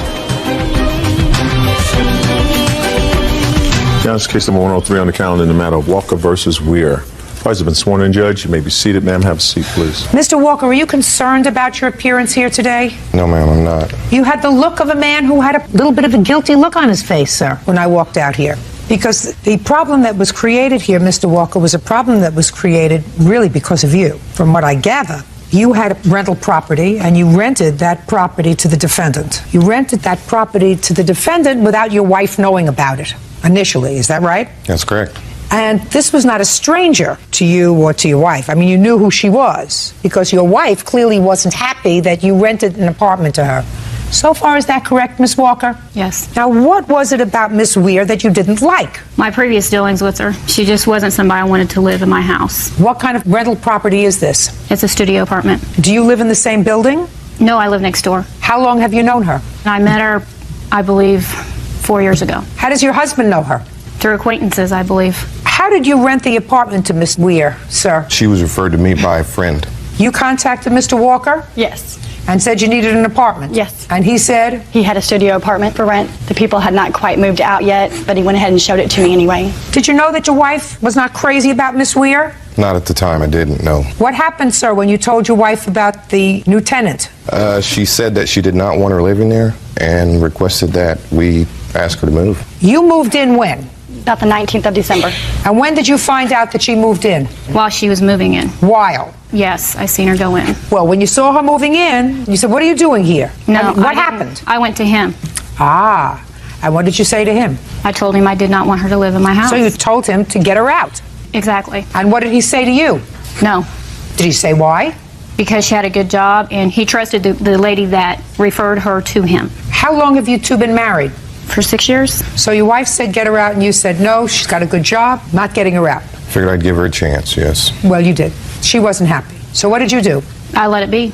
Now, your complaint is that she moved out owing you rent, she caused damage to the apartment, and she harassed you. Ms. Weir says that you were the one who harassed her. She wants a security deposit back, and she wants her moving expenses back because it was because of your harassment that she was forced to move. That's your counterclaim. Yes, that's correct. When did you move? I actually moved on February the 7th. Did you pay December's rent? No. Yes. Yes, I paid December's Shh. Pay attention. rent. Okay. I'm sorry, Your Honor. Pay December's rent. Yes. Did you pay January's rent? No, ma'am, I did not. Tell me why.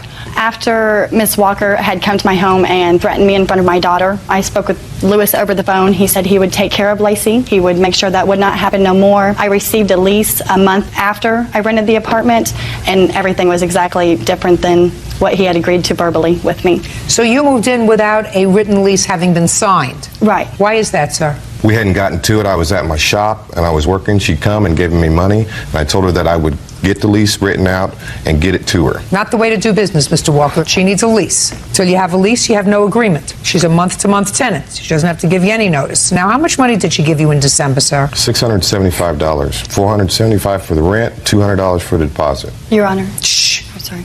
That was December, when she was moving in. Yes. Yes. The deposit was actually $400, and he agreed to let me work the other $200 off because a previous tenant had left the apartment with furniture. Just a minute.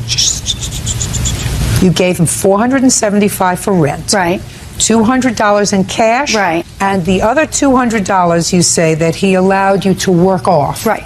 Is that right? That's correct. And you moved out February 7th. Yes. However, I wasn't able to stay there due to them turning off the electricity and the water for 2 weeks before that. When did they turn off the electricity and water? Lacey had the water disconnected on the 31st. Of what? January. And the electricity as well. But you had not paid any rent whatsoever for January. No. So you lived there for 4 weeks rent-free. You have no right to cut off water and electricity. You understand that? Yes, I do. I just figured since she didn't pay rent, is in my name, I shut it off. Because it's in Well, my you can't name. do that. You know you can't do that. You were told you couldn't do that, right? No, we were not told. We were not told we couldn't do that. I'm telling you, you can't do that. She certainly doesn't owe you any money for the 7 days in February that she may have stayed there, had her stuff there, because the place was uninhabitable owing to what you did. Did you give her back her deposit? No, that is for the cleaning that comes afterwards. No, it's not. That's for damage to the apartment, not for cleaning. Okay. You have pictures of the damage to the apartment? No. Good. So, from the $475 a month rent that you didn't pay for January, I am deducting her $400 deposit. Anything else you want to tell me? So far, she owes you $75. Well, since she lived in my house using my utilities under my name, is she responsible for that bill she racked up on me? Oh. She's not. No, she's going to tell me that the $475 included utilities. You didn't want her there. I didn't. And she's not there. Next time you rent to a lady, I would check with my wife, Mr. Walker. Now, You have a counterclaim for your moving expenses and harassment. Your harassment is that you turned off the electricity and she turned off the water. Now, I've already told her she's not permitted by law to do that, okay? Okay. I do have a certain amount of sympathy since you had not paid rent for the entire month. So I want you to forget that as a cause of action for harassment. What else? I have police reports where she's threatened me in front of my daughter. She came to out on her porch and threatened me. When? Give me the date. On the 29th. Of? January. Hadn't paid rent a whole month at that point. But I feel like I had to move because of them. Who's this friend that we're talking about here? She's not my friend any longer, my ex-friend. I believe that this friend and Mr. Lewis had a relationship going on. And that's why I believe that's what Mrs. started Walker was all this. angry? Yes, I believe that's what started all of this. That is not true. Judge Judy continues in a moment. And later today, You're supposed to come prepared. Out! Go! What do they think they're supposed to do when they come to court to prepare? Pick out clothes? For some, that's the extent of it. A piece of paper would be nice. real cases, real people. Judge Judy. Lacey and Lewis Walker claim former tenant Carrie Weir owes for rent, repair bills, and harassment. Carrie is countersuing for the return of her deposit, moving expenses, and harassment. Okay, well, you told the police, Miss Walker, that you didn't like her, you didn't want her there, you wanted her to move out, she had been telling lies about your husband and threatening you, you wanted her out. Exactly. Okay, so now you're out, right? Yes, I am You out. moved someplace else, are you happy? I'm happy. I'm out a lot of money, but I'm happy. Why are you out of a lot of money? I had to put another first month's rent, a deposit. Well, you have to pay rent anyway. So far, you don't have to pay any more rent here. You owe only $75. But I was there for a month. That put a lot of extra strain on me. Happens. You're right, it does. It's not a good mix. No, not at all. Not a good three-way mix. Maybe four. At this time, I didn't even know who Lacey was. Well, when you found out, that was a big problem. And I certainly think that she acted inappropriately. I have no idea whether or not you caused any damage to the apartment. I somehow doubt it. Mr. Walker, very good lesson for you. When somebody moves in, before they move in, they sign a lease. You don't take any money from them until the lease is signed. You don't get busy doing something else and then present a lease with terms somewhat different from the ones you had discussed orally. All that is not a good thing. Do you understand? Yeah, she knew. Don't tell me what she knew. Judgment for the plaintiff in the amount of $75. That's what you're entitled to. That's all. Step out.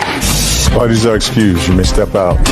Well, you can't help some people. That's what I feel about this incident. She's a squatter. She's a mooch. Mr. Walker here likes to have affairs on his wife. She does everything in her way to break up a happy home. Carrie's not never seen me with anybody in any kind of sexual content. I just think they're vindictive people. She just was a very hateful lady. Don't trust your friends. And now the next case. All parties in the matter of Riggs versus Unger. Step forward. Daycare provider Amanda Riggs is suing former client Sue Unger for vet bills and daycare fees. Amanda claims Sue abruptly pulled her son out of daycare after he broke her Pomeranian's leg. Miss Riggs, you provided daycare for Miss Unger's son. How old was your son? 4. And how long did she provide daycare for him? About 1.5 years. No problems? No. And then something happened. Something happened with a puppy that you had.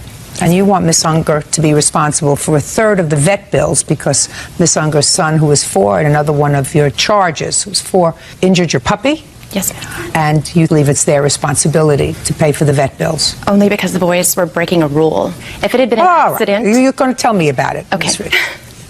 What kind of puppy did you have? She's a Pomeranian puppy. How old? She's about 4 months old. And when did this happen? September 14th. How many children were you watching that day? 3. How old? 2 were 4 and 1 was 2. Your son's name? JT. And the other 4-year-old? Max. Was it JT and Max who were involved with this accident? Yes, ma'am. So tell me what happened. On September 14th, the older kids were able to play with the puppy and they were running around in the yard and the dog was having a great time with the older kids. The younger kids asked me if they could play with her. The younger kids, you mean JT and Max, the 2 4-year-olds? Yes, ma'am.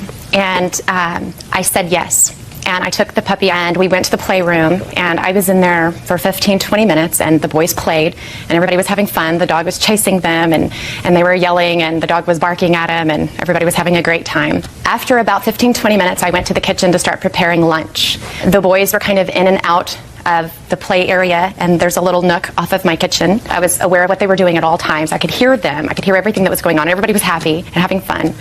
As I'm in the kitchen, my daughter comes out of my bedroom. She'd been watching Barney and I went in there to turn the TV and the VCR off And while I'm in the room, I all of a sudden heard the dog screaming and the boys are silent. And I ran back to the playroom and found the puppy laying on the floor with her leg twisted, and both of the boys were standing on either side of her, like, oh my goodness. And I said, what happened? And JT pointed to Max and said, he threw her. You know, I looked at Max and I said, why did you do that? And he points at JT and he says, well, JT threw her too.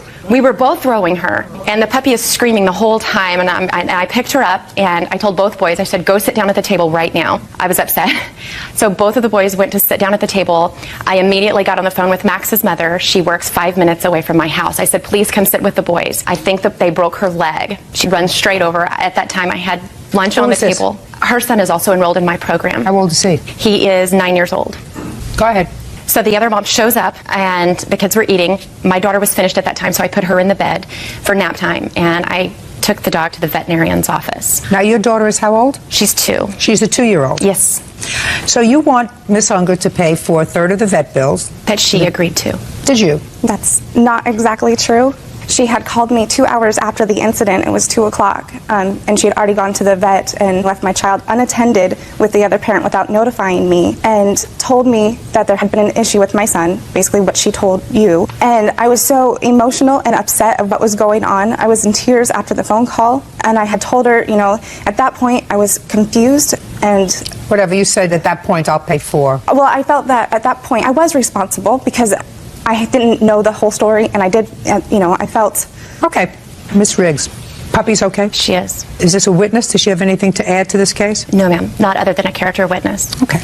And Miss Unger ultimately removed her child from school, and you also, in addition to the vet bills, you want her to pay for the 30 days that she didn't give you 30-day notice. Yes, ma'am. When I got back from the vet's office, I called her to tell her what happened, and I told her the entire story. So she shows up early that day at 4 o'clock to pick up JT, and she asked for his blanket and pillow. And I said, okay, is he coming back? And she said no, she could barely speak. And I said, well, why not? Can you tell me why? And she says, well, you know, I can't pay for this. This is my grocery money. I never said that. You did. Well, whatever, but you had not had a problem with her, Miss Riggs, for the year and a half that her son was in your care. So clearly her decision to remove the child that day was precipitated by this incident, because that's not coincidental. So I have to make a judgment as to whose responsibility it is and whose fault it is. You know who I think? You. Really? Your Honor. Shh. Does it sound as if you're not having a fair shake here? No. Miss Riggs, I'm going to give you an example that doesn't involve a puppy. Yes, ma'am. You have a 2-year-old daughter. Yes, ma'am. Let's say you were in the kitchen cooking lunch and your 2-year-old daughter was in the crib. You had just put her down for a nap, and the boys were playing in another room, and all of a sudden you hear your 2-year-old daughter screaming, and you go inside, and the boys had gotten into the crib, and it hurt her. Twisted her arm. You took her to the emergency room. You had an emergency room bill of $900. Fortunately, she's okay. Whose responsibility do you think it was? Not theirs. She has an agreement with me. Not the parents. Your responsibility when you are a daycare provider is to ensure that while these children are in your care, they are supervised. And if they do anything while they are in your care, that's your responsibility. Yes, ma'am. Once you assume the responsibility for caring for toddlers, and if the toddlers are acting like toddlers, they're 4. That's a toddler. Okay. They're not in school, they're in daycare. They're not old enough to be in kindergarten. So if you elected to allow them in an unsupervised way, see, I've had small puppies too, and I have grandchildren. I wouldn't let my grandchildren around my puppy for nothing. And they're kind, gentle children. But they don't understand that if you pick something up and you squeeze it too tight and the bones are very fragile, they can be hurt. They don't have a capacity to understand that. That's your responsibility, Miss Riggs. I think that it was an unfortunate circumstance, but certainly if I had a 4-month-old puppy and 2 4-year-olds and I was going inside to fix dinner, lunch, or whatever, that puppy would have come with me and gone right back into its crate and said, boys, you can come in, you can play with it in its crate, but when I'm not here, and you're running around 2 4-year-olds and you have a little tiny 4-month-old Pomeranian puppy that can get stepped on and crushed, I wouldn't have left it in the unsupervised control of two 4-year-olds. Your case is dismissed. That's all. Unfortunately, it didn't go my way. That's the way it goes. I think it was fair. Sue Unger had a signed agreement saying she would be financially responsible for damages done by her child. I wouldn't have wished harm on the animal. She also agreed to pay for the damage. A caregiver must be physically present when the kids are interacting with animals. She put a stop payment on her check. Lack of supervision in that instance, which was against the regulations of the state, was enough to put the stop payment on the car. You know, JT's a great guy, and I wish him the best. We're going to an actual preschool daycare. The kids will not play with the dog. And now the next case. All parties in the matter of Martino Napolitano versus Di Simone. Step forward, please. Sharon Martino Napolitano is suing the mother of her daughter's boyfriend, Deborah Di Simone, for damage caused to her Toyota Camry while the car was in her possession. You two lovely ladies are neighbors, and you each have a child. You have a girl. You have a boy. They're dating each other. Yes. This is your complaint. You allowed your daughter, this young lady right here, to use your car. She was using your car one day to take Miss Di Simone around to do some chores. Correct. And that wouldn't have bothered you necessarily, because she's the mother of the boyfriend, right? But then Miss Di Simone asked if she could borrow the car herself because she wanted to go food shopping, right? Yes, to pick up a couple items. And your daughter allowed her to drive the car. The car was damaged. You want Miss Di Simone to pay for the damage to the car. Absolutely. Miss Di Simone says she took the car, went into Food Town. While she was in Food Town, somebody must have hit your car. Correct. Right? That is correct. So it's not her fault. That's what you're saying. That's correct. We'll see. What year is your car? It's a 1995 Camry. How long have you had it? Approximately a year. So you bought it secondhand? Yes, ma'am. How many accidents have you had? I've had one other one where I was hit from behind at a red light. So you had a rear end damage to the car? Bumper? Or Bumper. Bumper. Only the bumper? Only the bumper. Was the car fixed? No. On September 6th, what kind of damage was done to your car? It would be the right quarter panel. You have a photograph? Absolutely. I'd like to see it, please. Here's before and after.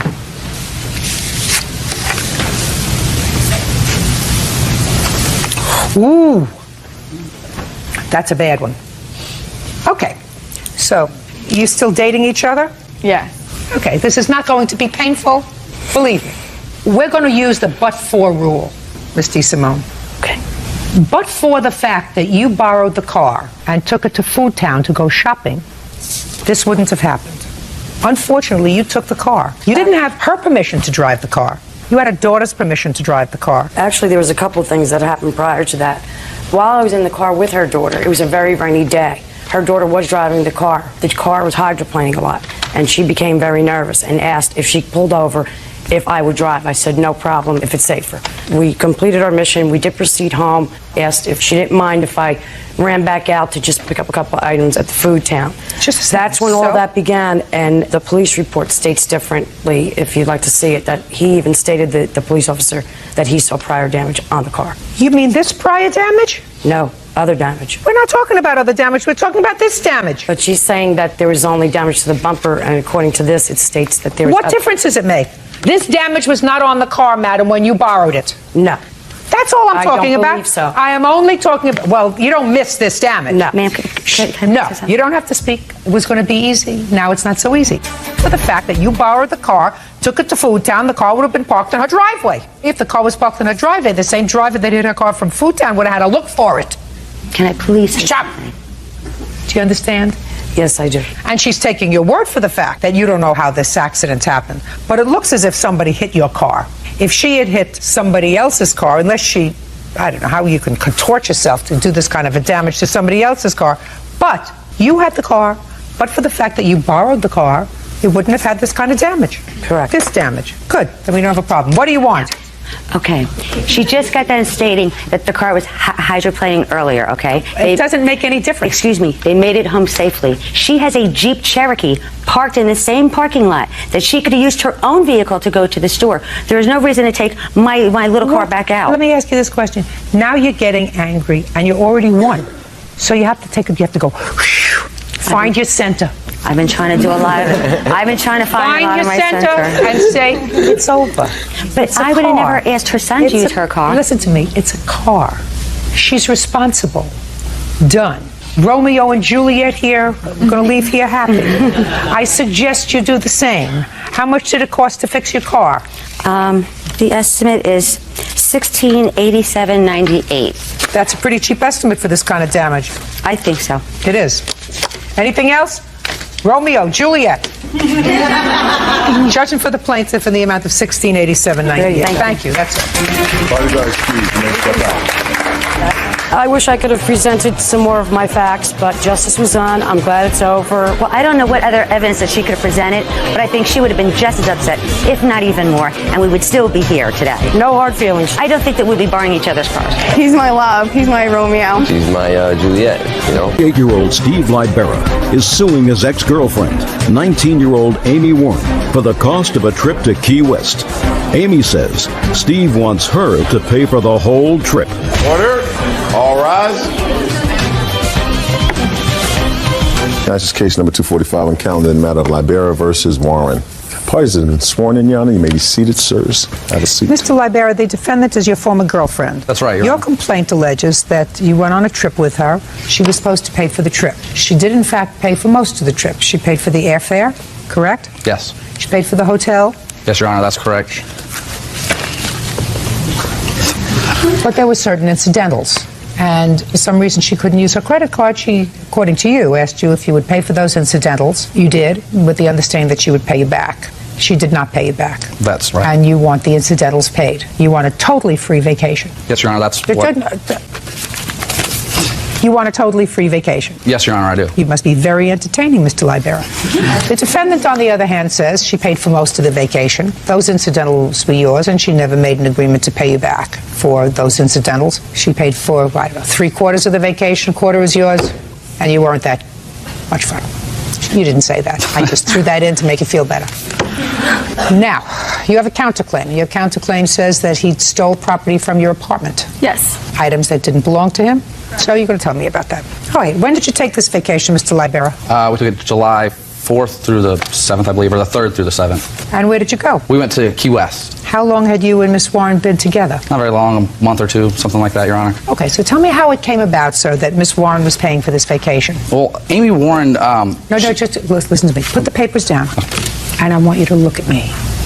Focus on me, Mr. Libera. All right. Amy, when I first met her, she presented herself as an heiress to this huge medical conglomerate fortune. She said she had a multi-million-dollar trust fund, and pretty much from the beginning of our relationship, it was like she was going to pamper me. I felt like I had won the lottery or something. And the trip was her idea.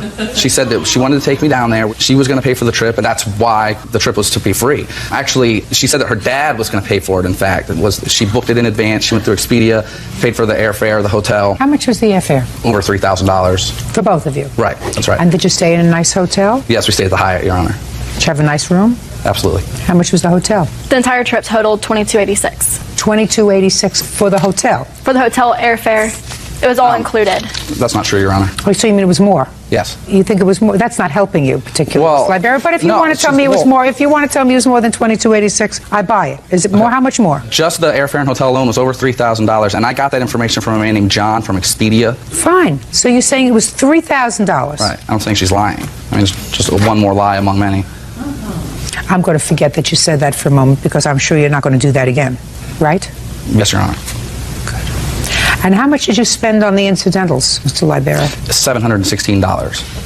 Well, that was for the hotel. That was for the incidentals at the hotel, and I have a list of other expenses. Incidentals at the hotel? Right. Not the room, but just the incidentals at the hotel? Right. Meals, jet ski rentals, stuff like that. And then I have a list of other expenses that were incurred during the trip. Once we got there, she claimed that her credit card wouldn't work, so I paid for the expenses when we were out in the town and stuff like that. And once again, she promised that she would pay me this back. Well, tell me what she said to you. Well, originally she said that her credit card didn't work and it was a big problem. She's like, what are we going to do?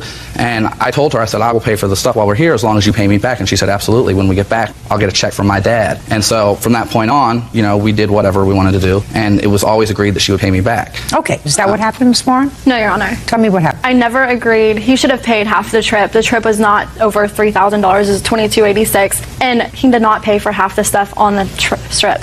He says that you told him that you would pay back the expenses that were put on the credit card. Did you tell him that? No, Your Honor. How did it come about that he used his credit card for the incidentals? Because that was like part of the mutual decision. He should have paid like half the trip. Not should have. It's not what I asked you. Did your credit card for some reason not work? I put it on there for the incidentals. He finished paying it when we checked out. Tell me how it happened. You're standing at the desk. You're checking out. Tell me exactly, Miss Warren, what happened. Steven told me that he was going to put it on his credit card, and he didn't have a problem with that. It was his debit card, and it was on my credit card. So they didn't run my credit card, they ran his, rather. Although they had the authorization for mine, but they took it out on his. Why? Because I shouldn't have to pay for the incidentals and the entire... Is that what he told you? Yes. That's what he told you? Yes. No, I don't believe that, Miss Warren. I mean, I think that you're foolish for taking him on a vacation, quite frankly. But I don't believe for a second that Mr. Libera, who does not appear to be an unintelligent man, knowing that he could very easily fall in my mouth, which is, for some people, the second worst fate, the first being circumcision, why he would come here and lie to me about that and pursue a lawsuit against you. I don't understand that, especially when he knows it makes him look like a scuzz. You know, some woman taking him away on vacation and, you know, the couple of incidental dinners after he got flown there and he got a hotel, why he would humiliate himself to come here unless he really thought he was right. You wouldn't do that, would you, sir? Absolutely not, Your Honor. I didn't think so. I've got witnesses here, too, that we talked about this after the trip was over. We discussed how much money that she owed me and she was going to pay me back, and she acknowledged, and they were present for it. There was no question that she owed me this money. Tell me your name. David Morrow.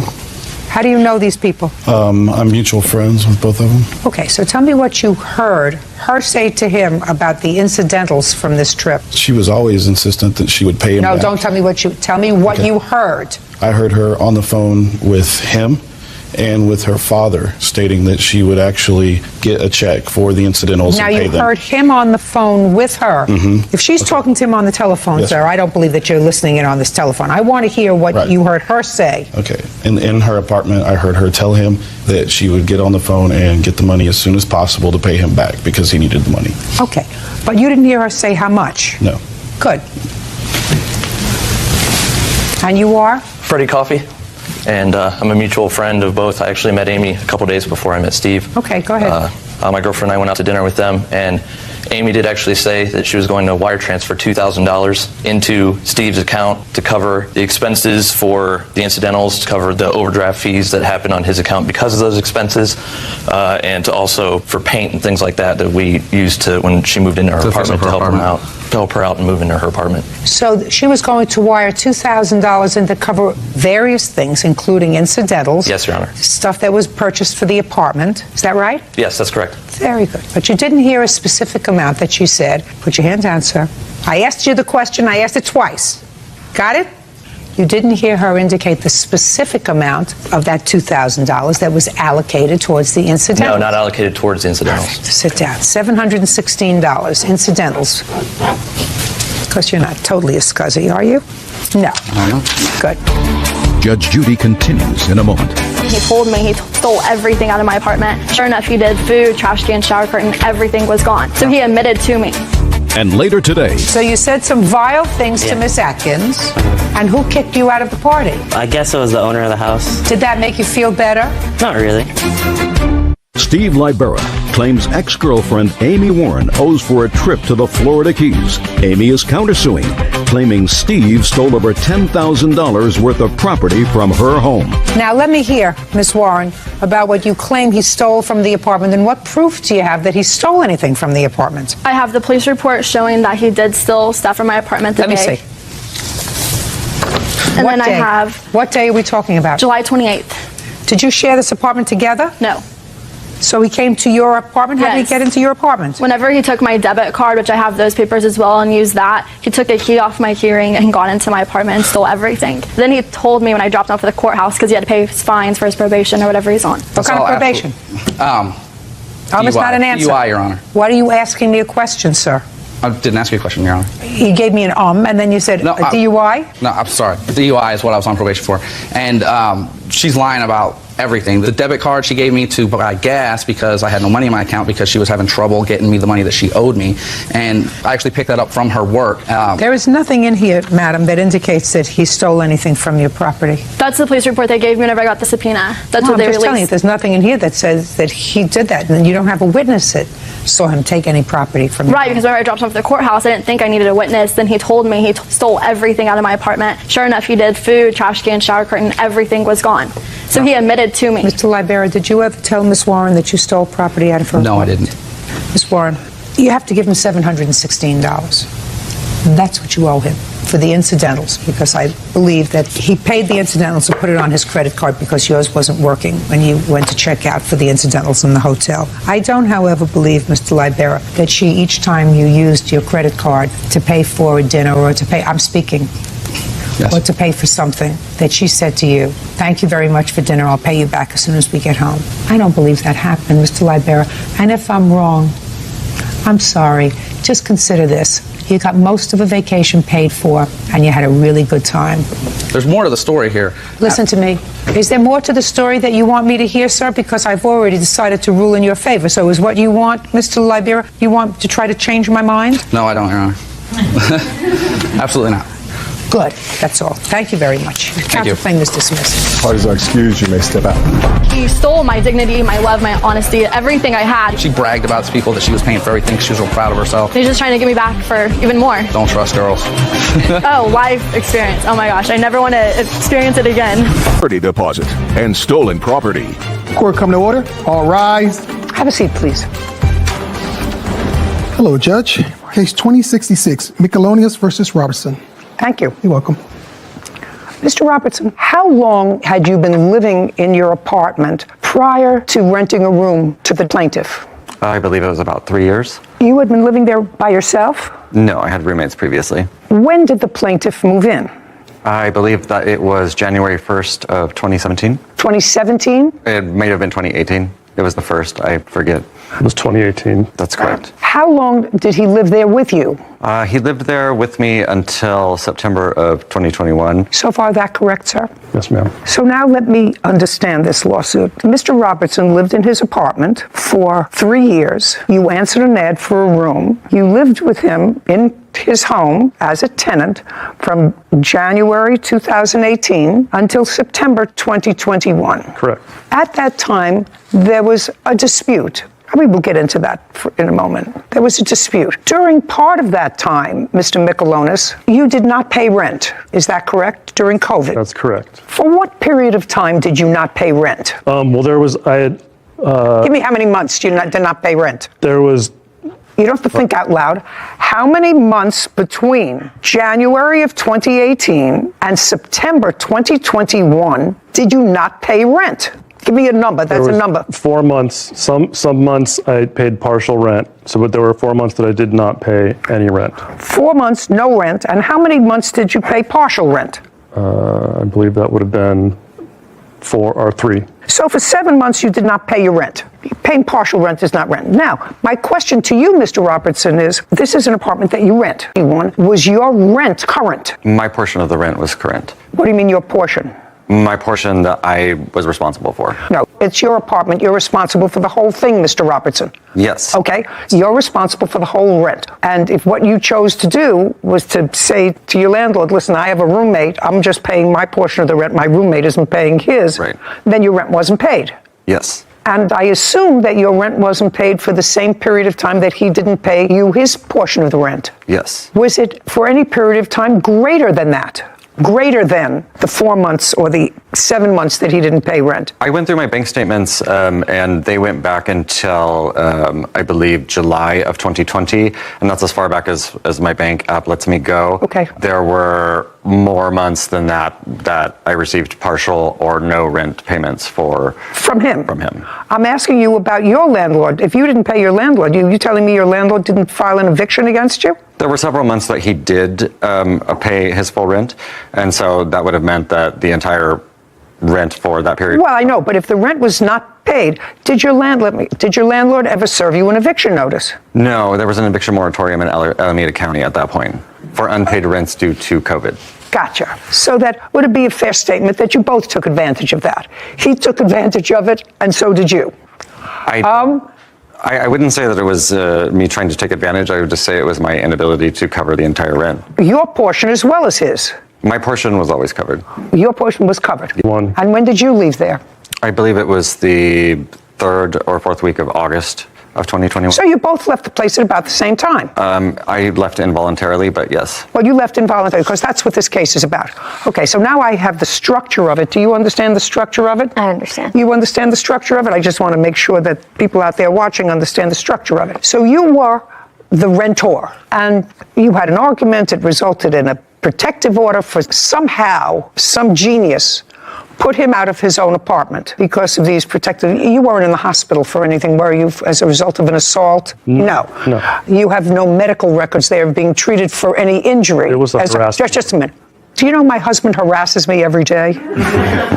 Every day. I couldn't think of evicting him. I mean, you do other things. So the answer is, you were never treated for any illness. You were never treated for anxiety at a hospital as a result of this harassment. As a result of your allegations, let us say of harassment, Mr. Robertson was ejected from his own home, from which you had not been paying rent, your portion that you were supposed to pay contractually with him for months because of COVID. Am I getting this story right so far? I'm not finished yet, but so far, is there anything that I said was wrong? I think that's pretty close. I mean, okay, so that's pretty close. And now what you are seeking here is, should I say basically, and I hate that word, basically, but it's appropriate in this case. So all of those haters out there, she used basically, I don't care. It's appropriate here. And I put in the protective order that they were living with me, but they were moving. No. They were living with you. You were living with them. Well, yeah, we were living together. No. You.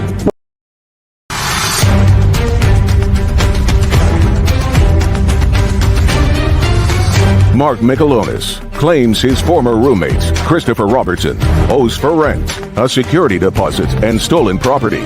Christopher is countersuing, claiming Mark owes him for rent. Now, what you're claiming in your lawsuit is that after a review of the copy of the underlying lease, you found that you were paying the vast majority of the rent. Correct. And so you want a return of that money. That's correct.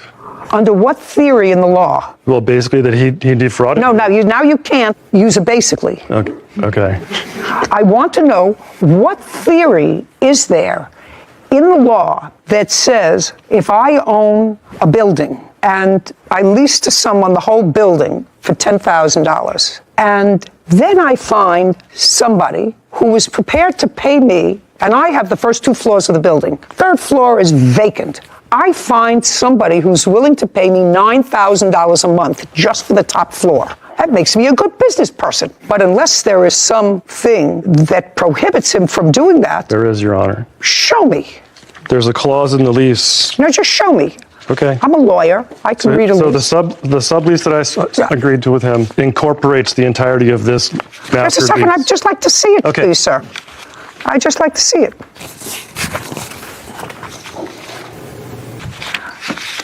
I assume you've highlighted what you want me to read. Correct. Not advised that you were subletting. No. Well, that's why signed by every tenant. So that was one of the things, because if you look at the second lease, the one that was altered by Christopher to remove those areas so I wouldn't be aware, or I wouldn't be able to enforce them, was because he moved his boyfriend in without getting my consent. And so it says in there that he needs written consent. I understand that doesn't apply to me, but he thought it did. And so he used whiteout on the other lease that I gave to you to obfuscate those terms. I don't know how to put this to you, sir, other than to say, let me backtrack. What kind of work do you do? I'm a web developer. You work for yourself or for a company? I do. I'm an independent contractor. How long have you been doing that? 2 years. Prior to that, what were you doing? I was a system administrator. For whom? For a small company in San Francisco. How long did you work for them? 6 years. So for 2 years, you were an independent web developer, and you're still an independent web developer. Correct. And that's how you support yourself. Right. So you work out of your home. Right. And you've been working out of your home, you said, the last 2 years since 2020. This is 2022 or 19. Right. What do you mean, right? So it would have been. When you moved in 2018, were you an independent contractor? No, I was going to school. You were going to school? Right. For what? I went to. Just a second, for what? For web technologies. It was a program for web development technology. Did you go in person? Yes. It was an intensive. For how long? It was 3 months. it was 8 hours a day. Okay, so you went to school for 3 months. Right. During what period of time? January 2018 to end of March 2018. Okay, and at that time you were living with the plaintiff? Correct.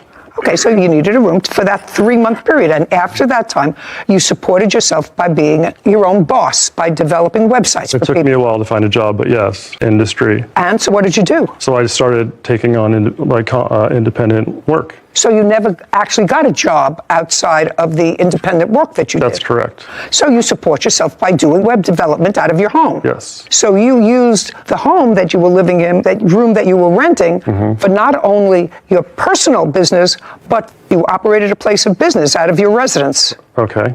What do you mean, okay? Yes.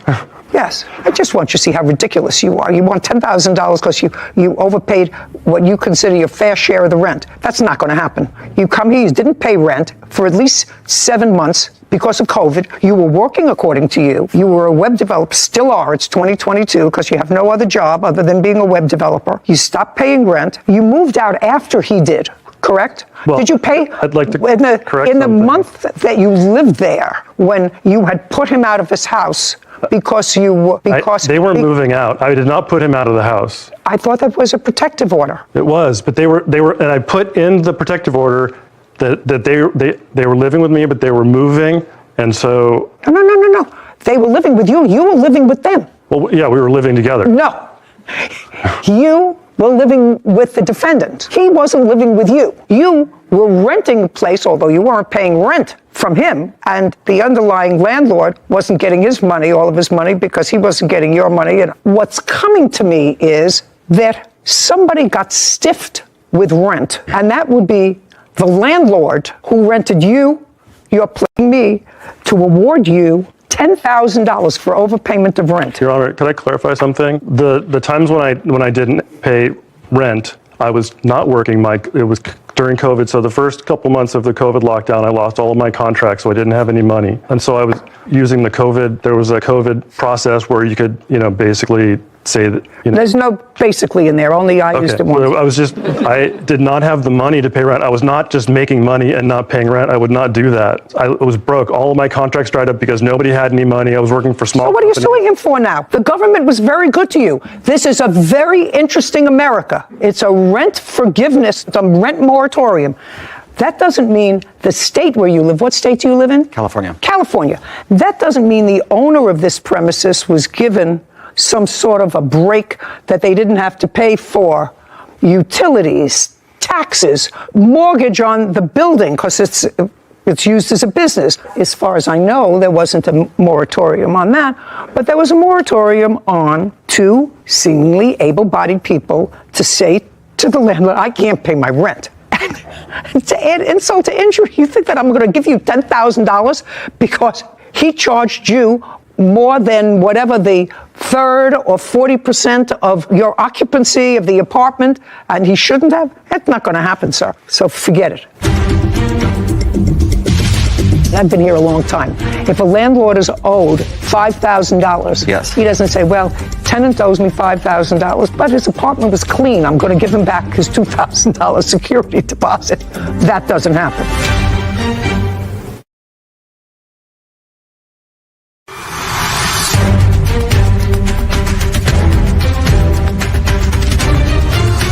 Mark Michelonis has accused his mark for unpaid rent.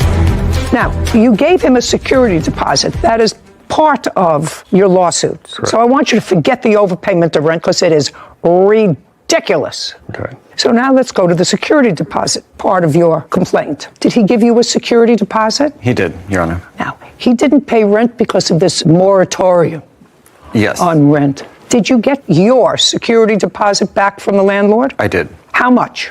I believe I got the total amount for the entire apartment, which was approximately $2,000. And how much did Mr. Michelonis give you as a security deposit? He gave me $1,250 for the security deposit plus a $300 pet deposit. Sometimes the pet deposit is refundable. Did you get the pet deposit back? I don't recall specifically if I got that back from the landlord. But you did get back your entire security deposit, which included his $1,250. Yes. Okay. That's correct. Let's hold that in abeyance for a moment because now I'm going to go to your counterclaim. Sure. I think that's all I have to deal with. Oh, and property taken without permission. Did you get that property back? There was some. I did not. What property was it? There was a stone Buddha carving. There was some dishes, some glasses. Oh, give me a break. Do you have a stone Buddha carving? I have the stone Buddha carving. I have a small statuette, a rooster that is his, and a small metal. Great. Would you inside. pack those up? Yes. Do you live close to each other? I haven't been able to because of our mutual restraining orders. Fine. Do you know where your local precinct is? You leave today in 5 days, drop it off at the local precinct. Absolutely. Let him know when, and he could go pick up his Buddha. Yes, I don't want Great. bad in my home.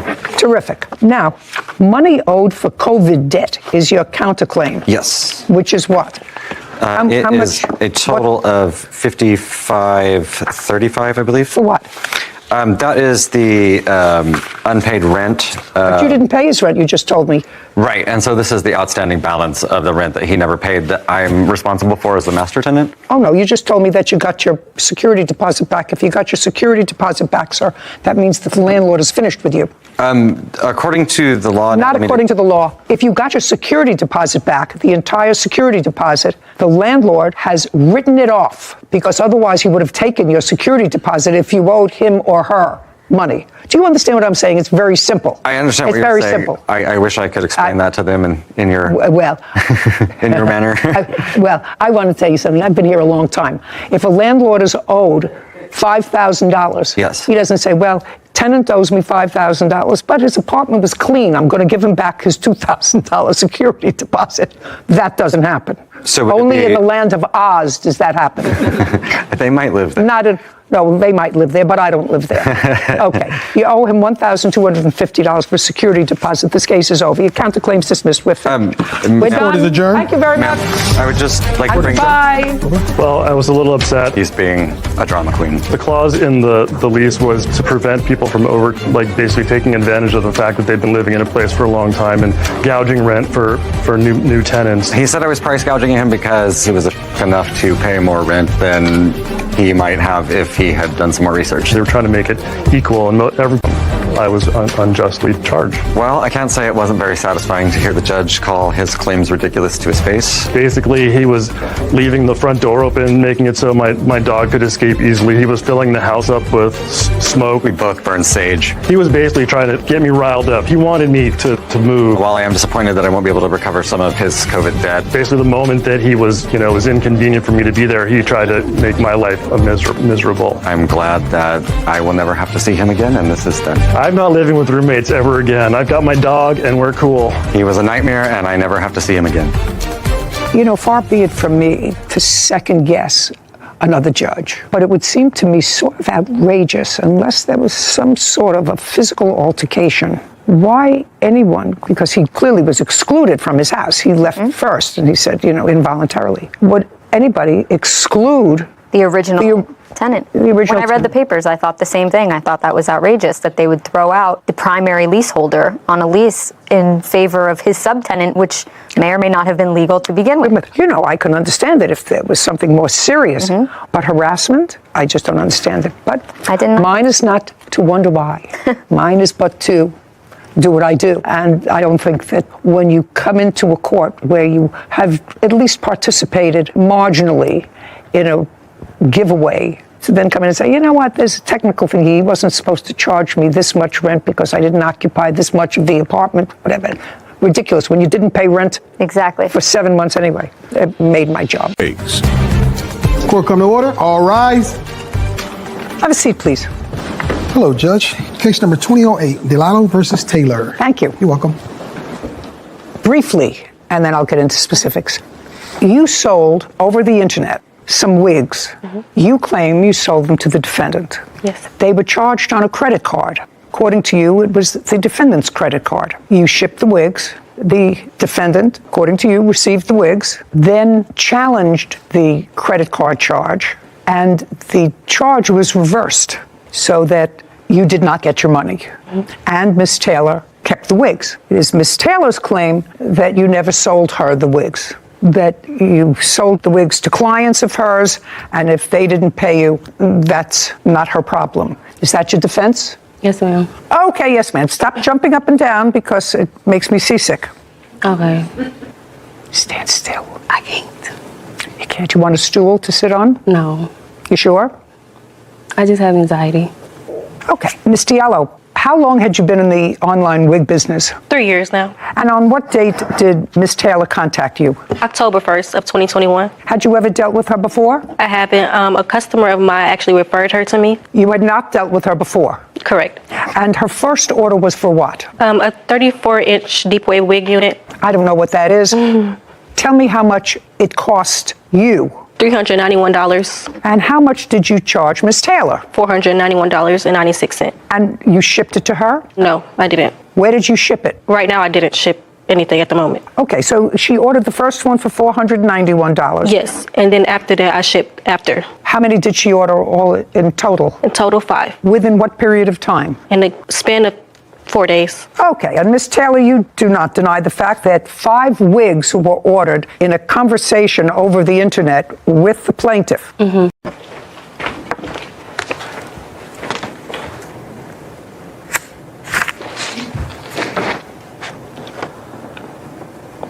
Who's Joyce? One of my clients. Your Honor, that's her. Shh. Do you have a MasterCard? No, ma'am. Did you ever? No, ma'am. Do you have any credit card? Yes, ma'am. How long has Joyce been a client of yours? Probably about a year. When you say she's a client of yours, she comes to your salon? Yes. You have a salon? My apartment. No, I have to do my hair out of my apartment. So she comes to your apartment? Yes, ma'am. And how do you know when she wants to come for an appointment? She'll text me. She'll DM me. Okay, so she texts you, which means she texts you from a phone. Right. Which means that you have your phone, which shows her text messages. Not. What do you mean not? If she texts you for an appointment, then you know how to contact her. Yeah. And she knows how to contact you. I want to see that. I want to call her. I don't have that phone anymore. Get it. You have to understand where I'm going. Do you understand? Yes. Yes, you understand where I'm going. Who is that? My boyfriend. Your boyfriend. What does he have to do with this? Because he was at the house when her and someone else came to the door. I don't care. Okay. If I were coming to court today and I knew that there was going to be a certain amount of proof that involved some person who is named Joyce, and order confirmation email was sent to Joyce at your email address. Right. Right. And Joyce is somebody who was a client of yours for a year, not too long ago, who's no longer a client of yours. Not isn't an answer. Yes is an answer. Ma'am.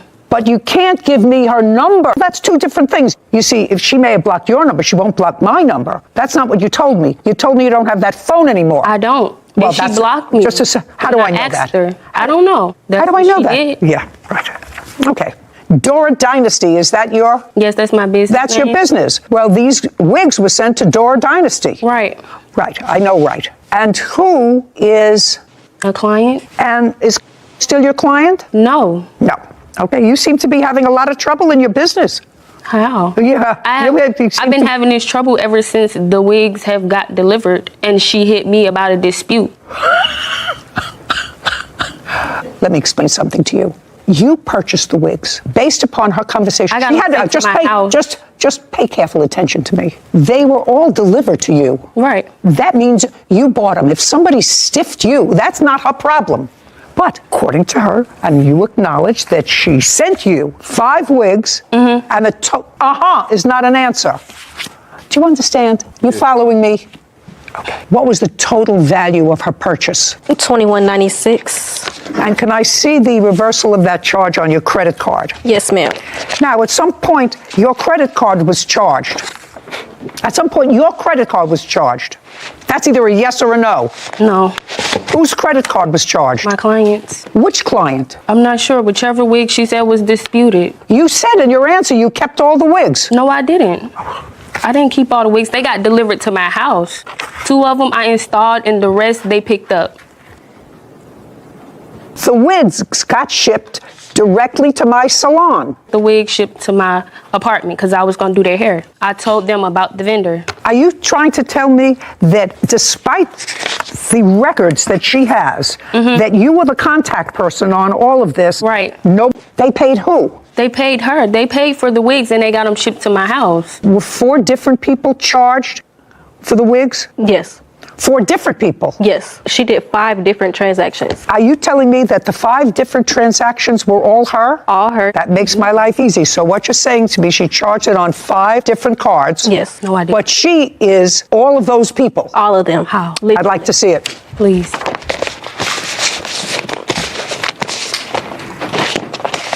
And Your Honor, she also admits it on Twitter. She doesn't actually know I have her Twitter account.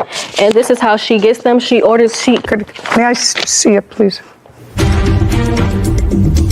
See how you're smiling? Bad. She should have left you home. Man, please. Do you understand? She should have left you home. Nah, they just ain't You communicating should have left right. you home. They ain't communicating right. Still not a good look from you.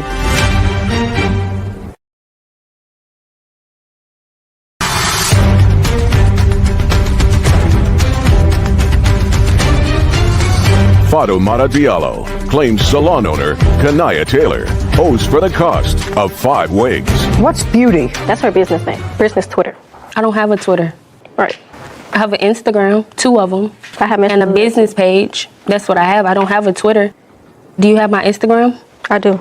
Don't talk to each other. Don't ask her any questions. That's so interesting. What? From Dora Salon, is that it? Or Dora Salon? Yes, ma'am. No. I have her LLC. Just a second. Yeah. Can I see that? Yes. Yeah. It's Dora Dynasty. And here's her LLC, so it matches. I'd like to see it. And here you go as well. Well, this is from... Dynasty. Yeah. Dora Salon 1 Beauty, Dora Dynasty LLC, Dora's Dynasty. Right. And about the same time, the tweet is over 2,000 in wigs. I'll smack those. And then on the 13th, you write, my wigs come tomorrow. And then on October 11th, I'll be wrong if I dispute it once I get it. And then I don't know what are the... Because, what is, ma'am, just a sec, I'm reading something. Mm-hmm. Is not an answer. I didn't ask you anything. What does that mean, Sarah? It's just an emoji. Like, so what? I don't care. Oh, I'll be wrong if I dispute it once I get it. So what? But was so rude I can't even ask them questions, telling me I didn't read it. And then she writes, see how you're smiling? Bad. She should have left you home. Man, please. Do you understand? She should have left you home. Nah, they just ain't You communicating should have left right. you home. They ain't communicating right. I paid all this money for these wigs and these slow rolling. Wow. I assume that those people, the clients that you were talking about, was slow rolling. Would that be a fair statement? I mean, I'm not familiar with all of this. And then you show me in these tweets, or whatever they call them, a picture that was put up by Boo. Is that a name? Yes. Now, what is that? That's her client actually contacting me and telling me that she's charged her for the wigs and that she was never a stylist to begin with. How did I upcharge the fee when they paid for it themselves? Nobody hears you, madam. Okay, so you acknowledge you got them. Your statement is you no longer have them. She didn't make a deal with you. She made a deal with 4 other phantom clients, 2 of whom either you lost your phone, the dog ate your phone, you don't have the number anymore, you don't have the contact anymore, but we don't know how to get in touch with him. And then there was somebody that actually was wearing one of the wigs that she didn't get paid for, that she got from you. Still not a good look from you. Well, yeah, not a good look. Funny because it's not true. Not a good look. You the boyfriend? Yeah. Stand up for a minute. Just have a couple of questions. Tell me your name. Braylon, right? What do you do for a living? I'm a barber. Do you live together? Yes. How long have you lived together? Going on a year. So you were living with her when these wigs were delivered? Yeah. Yes. Yes. Would be an answer. Were you there when she opened the wigs? One wig she had to put together for a client. Then she opened, she told me she was doing, I know her. I don't be in no building like that. So the answer is you were only there when one wig was delivered? I was only there when she opened one wig. When she opened one. And I took her to go pick up a wig from her. Did you drive her there? Yeah. Did you go in with her? No. She came outside. She walked across the street and got it. Don't speak. Don't speak. She walked across the street and got it. From her, yeah. Downtown. Your Honor, she was actually driving. Do you work out of the apartment as well? No. You work out of a shop? Yes. Are you ever there when your girlfriend is working on clients in your house, in your apartment? Yeah, I've been there. Often? Not really. I be gone. Working hours, I'm working. If she work at the house, I'm working at the shop. How many rooms are in the place where you and the defendant live? At the time, we was in a 2-bedroom apartment. And who was there, just the two of you? No, we had a roommate. So you had one bedroom for yourselves, you had a roommate, and then there was a common area, kitchen, living room, right? Yes. Where did she conduct her salon business, in what room? What it would be like dining room area. In the dining room? Yeah. And is that where she kept her equipment? Yes. Is that where she kept? One she was working on the door, maybe two at the most. You paid rent in the apartment? Did I pay rent? Nah. Did she pay rent? Yes. How much? It was like, what, $1,200? Don't ask her anything. $1,200. I don't pay the rent, $1,200. I don't pay it, so I don't know. Why don't you pay anything towards rent? I don't have to pay the rent if I pay the bills, I pay car notes, I pay different stuff. We 50-50. Well, if it's 50-50, then you would also pay part of the rent. Not if it add up to both our car notes, rent, which really be a little bit more. Okay, so you pay the other bills, she pays the rent. I moved in with her. I ain't lived there the whole time. I told you it only be like a year. She was already staying there. I moved in. With what did you pay the car note? With a check? No, I pay with either a car or my money. Your girlfriend, does she have a car? Does she have a car? Yes, it's a yes or a no. Not right now. She did. Did she? Yes. What kind of a car did she have? Chevrolet Sonic. And what happened to that car? It got whatever, repo. It was repossessed. They was scamming me on my insurance. Just a second. I didn't ask you anything. I'm asking your witness. Okay. You brought him. All right. I'm not the only person you suing. If I pulled up nobody is listening to you. Okay, well, can I leave? No.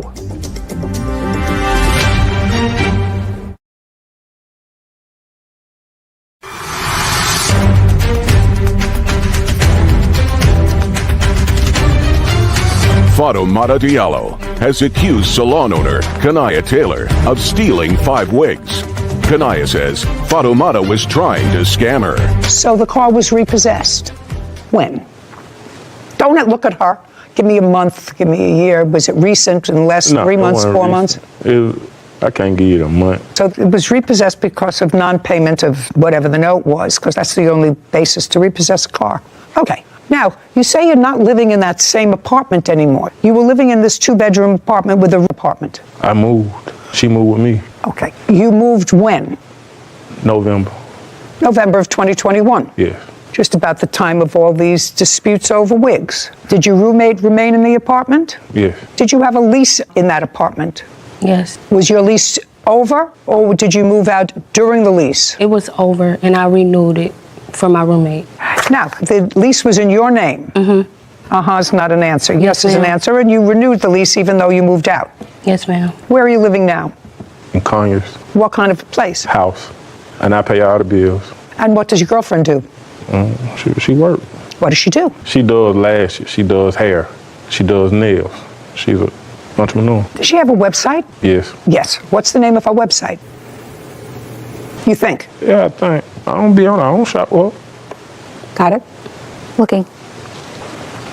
Did you have a conversation with Miss Taylor about these 5 wigs? Did you have a conversation with her? Yes. Do you have a cell phone? Me? No. Did you ever have a cell phone? Yes. What happened to your cell phone? I broke it, so I went on another one. And you didn't get another one? It have to get sent to the house. I just broke it. Like, I just broke it. You just broke it? Yeah. So last you week. have a cell phone. Tell me how you broke the cell phone. I got real angry and I threw it. You got angry with somebody? Yes. And tell me how your girlfriend lost her cell phone. Oh, she gave it to me. And when did you lose her cell phone? She gave me that phone. I bought her another phone. She gave me that phone. So she gave you, around. Just a second. So she gave you the phone that she had been using. Yes. Which had Joyce information on it. That was the phone she gave you. I guess so. If you want to be in business, you have to pay for what you ordered. It's absolutely, I'm not speaking to you, it's absolutely outrageous that she sent you these wigs, they were delivered to your house, and she not only doesn't have the wig, she doesn't have not only her profit, she doesn't have any money. And you've got a lot of clients that you can't identify, and phones that got lost, and information that you don't have. And information that you don't have. Clients that are no longer clients. clients that blocked you, I mean, people who block you after you work for them for a year, that means that you're either doing a lousy job. No, because the way she came at me, I actually chumped them off because I feel like you're messing up my business. So I chumped them off, and I guess she didn't want to reply, and she just blocked me.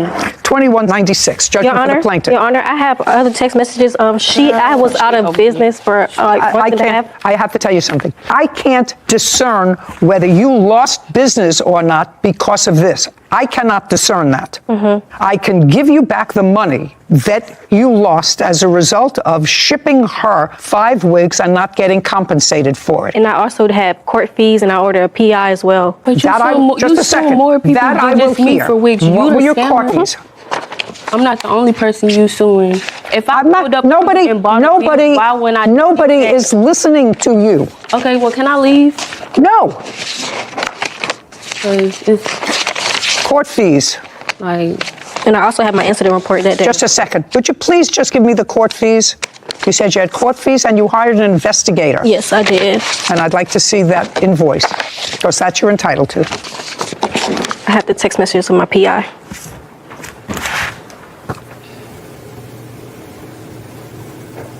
I don't know what this is. I don't know what this is that you're handing me. I asked you what the court fees were.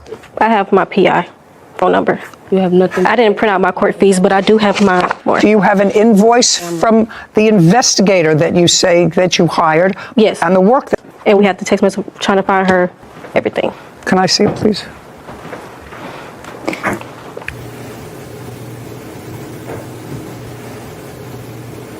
It was $250 for skip tracing and $150 for service. My sales went down. Just a second. Did this person serve her? Yes, they did. 2196, judgment for the plaintiff. That's it. We're done. This court is adjourned. I never did it. I just got it sent to my house. We went through everything. We had to go through birthdays. It's like saying, I know a friend that they know how to cut hair, text messages, everything. And then you don't like your haircut. What you want me to pay for your haircut? Like, girl. We literally hawked her down for the information. She honestly messed up my clientele. It would be easy to be forthcoming with me and saying, these are the clients who I sold it to. I gave her the information. They were supposed to pay her, whatever, but she didn't. A lot of running around. A lot of running around, and there's no question that the plaintiff sold her those wigs. She made a markup. She made a 25% markup. That's okay. And I'm certain that she put in the wigs and made her own markup. Yep. That's commerce. But this ability to reverse charges on a credit card and to have somebody, and it's usually just a person, we're not talking about a committee or a tribunal that determine whether or not the charge was legitimate, just to reverse it. And then where are you? You're left without your product. Very frustrating. It's a double-edged sword. It can be very useful. I've had to do that on a few different occasions. And the process is very hidden and sort of behind the curtain. And I fear for people like the plaintiff who run their own business, hardworking people who make the best money on the internet because there's no overhead fee of running a store. And filing a false restraining order. Court come to order. All rise. Have a seat, please. Hello, Judge. Case number 2023, Henderson versus Williams. Thank you. You're welcome. Miss Henderson, you and your kids and Miss Williams and her kids decided to rent a house together. Yes. And when was that initially? We moved in January 21st of 2021. How large a house was it? 5-bedroom. And who moved in with you? Me, my 2 children, Tara, her 3 children, and... The third roommate? Yes. What was your share of the rent? The share of the rent? Yours? $14.95. And yours? We paid, me and her split it, and then took cash from... The third roommate? Yes. So $14.95 too. And you lived there for a year. What I gather is sort of towards the end of the year, things were getting a little testy between the two of you, either because of you or because of the kids. You had children, and things weren't working out, so that both of you were not real happy with each other. That be a fair statement? Yes. It started earlier in 2021. I'm sure, but at the time that the lease was up, you both weren't really happy with each other. And according to your complaint, she left, you were stuck paying the rent, and she had signed a renewal of the lease, and you want her to pay her portion of the rent until you found a new roommate, which you actually found a new roommate several months later. The defendant says she told you that she was contemplating living with you for another year, that her speculation that you went into her room and took a signed copy of the lease and gave it to the rental agent or whoever it was. It would have been in the kitchen, in my area where my papers were. Whatever. Yeah. and it was never her intention to sign a second lease.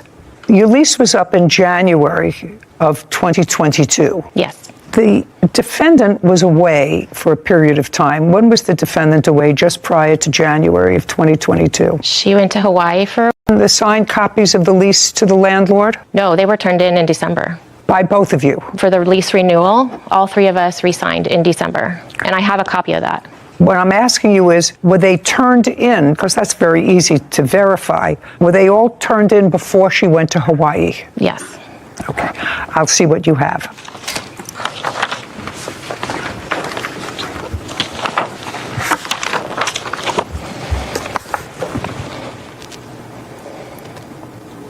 Well, Ms. Williams, if it's your statement that she took your signed copy of the lease and turned it in without your permission at some point when you were in Hawaii, that's what you're alleging. If this doesn't bear that out, Ms. Williams, I'm going to tell you it doesn't lend itself to the truth of that statement, because this indicates that the two of you and the third roommate signed this on December the 19th. Then you turned it in. Then it was turned in. That was before you went to Hawaii.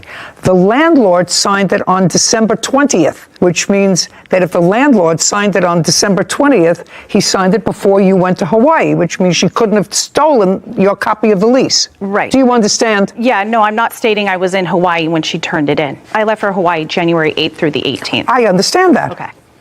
I was unaware. When our lease was up for renewal, we weren't getting along, and I was on the fence about spending another year with Ellen. In December, we received a copy of the lease renewal. I felt pressured into signing it, but then we told Ellen we needed more. I decided to hold on to the lease until I returned. Where did you go? I went to Hawaii. Well, that was in January. Yes. Well, but the landlord got a copy of the signed agreement December 20th. I didn't know it was turned in. Oh, well, receive an I don't email. know whether it was turned in or not. So I emailed Rentcon, okay. and I have messages stating it was received from Ellen. Okay. I'll see what you have. Okay.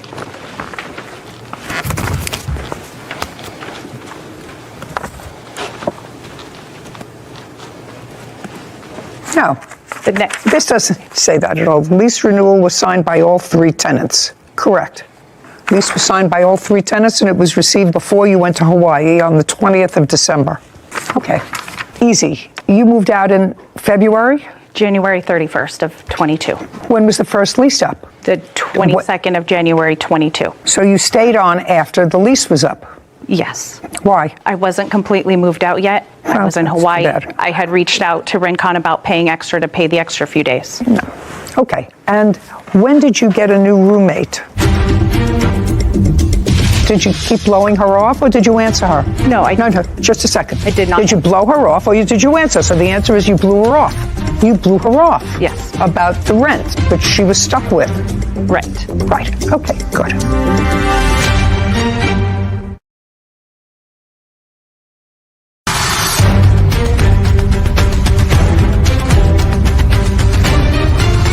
Ellen Henderson claims her ex-roommates, Tara Williams, broke their lease and filed a false restraining order against her. Tara is countersuing for her security deposits, utilities, and damaged property. Okay, when did you get a new roommate? She moved in March and then prorated April. Well, February and March, $14.95, $29.90. Okay, the next part of your case involves filing for a false restraining order. Did you file a restraining order, Miss Williams, against Miss Henderson? Yes. I'd like to see what it says. No, don't give me that whole thing. Your application for a restraining order, I'd like to see what your application for... Don't hand them that whole thing. I said I'd like to see what your application for a restraining order said.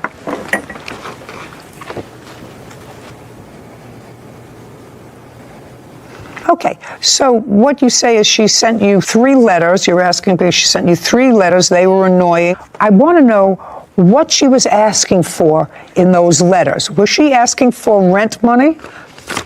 Was she asking for rent?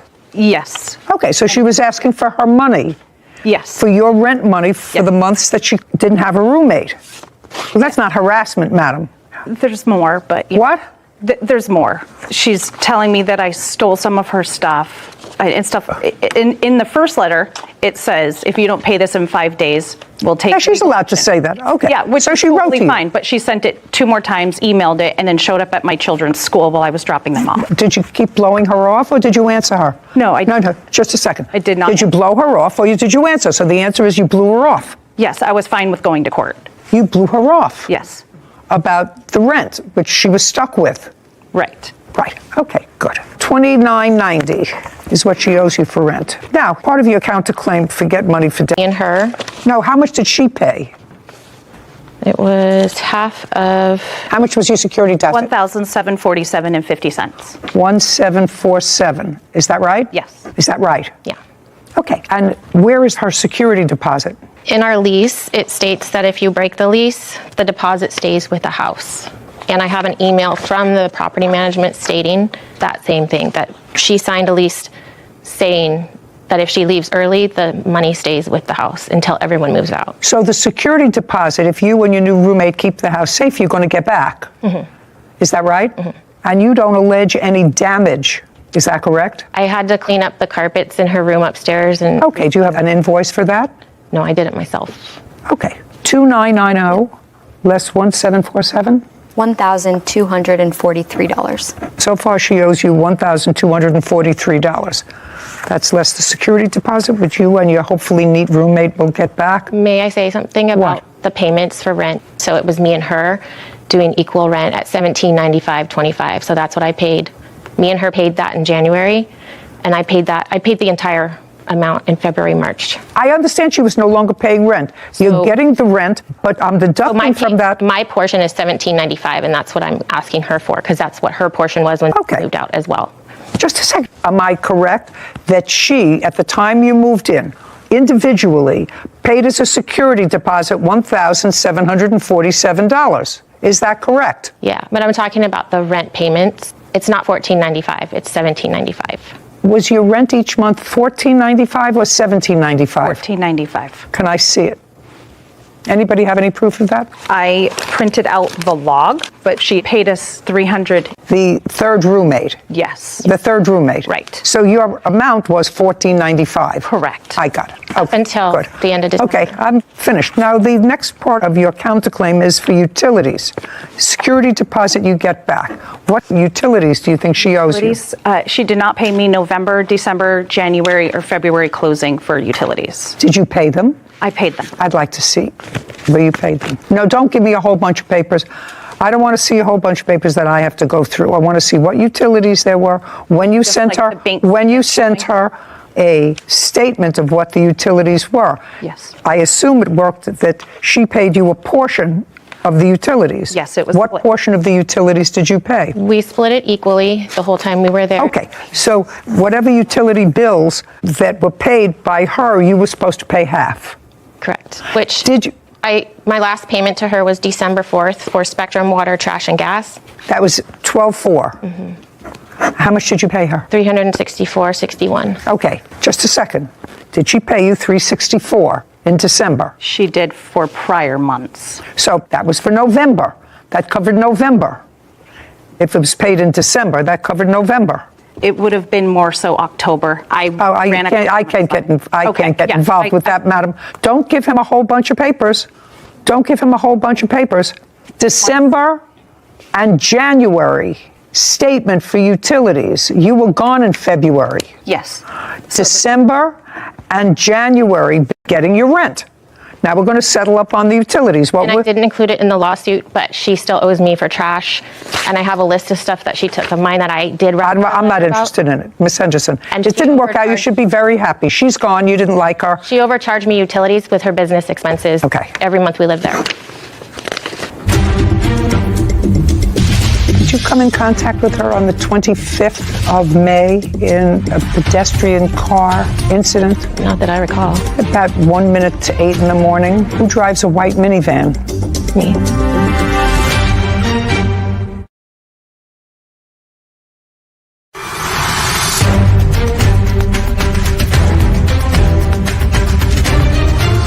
Ellen Henderson has accused her ex-roommate, Tara Williams, of breaking their lease. Sarah claims she filed the restraining order because Ellen was stalking her. Miss Henderson, it didn't work out. You should be very happy. She's gone. You didn't like her. She overcharged me utilities with her business expenses. Okay. Every month we live there. We have a bill for December and January.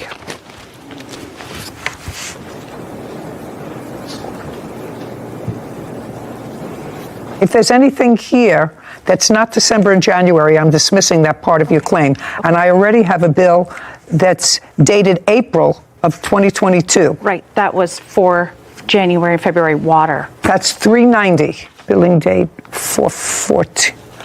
No. It was. No. I want you, because I'm losing my patience slowly. Please read out the bills, the total bills for December and January only. Sarah, get ready.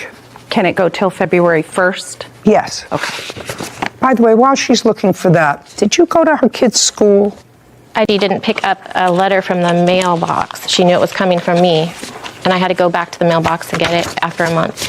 Okay. And I didn't know where she lived. I didn't know how else to reach her. Okay. Did you come in contact with her on the 25th of May in a pedestrian car incident? Not that I recall. At about 1 minute to 8 in the morning. Who drives a white minivan? Me. What was the date? May 25th. Oh, yeah, that was her kid's school. That was her kid's school when I delivered the letter. Well, that's why she filed for protective order against you. Not unreasonable. It was dismissed after a hearing, or it was just dismissed? It was dismissed after a hearing. Yeah. Part of your claim for filing a false restraining order is dismissed. I could actually see why you would get frightened if somebody went to your kid's school to serve you papers. Okay, what are the bills for utilities? Can I just say something? Sure. I had to give her those letters in order to file for small claims. Okay. I had tried to mail it, and she didn't go to the post office. I got it. I got it.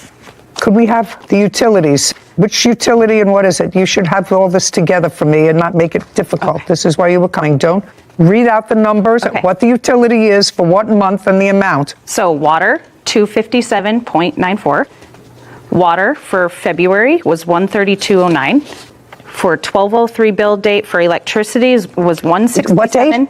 12/20. That's December. Yes, but that was for November. I thought we were doing December, January. For December, but you wouldn't have dealt with November.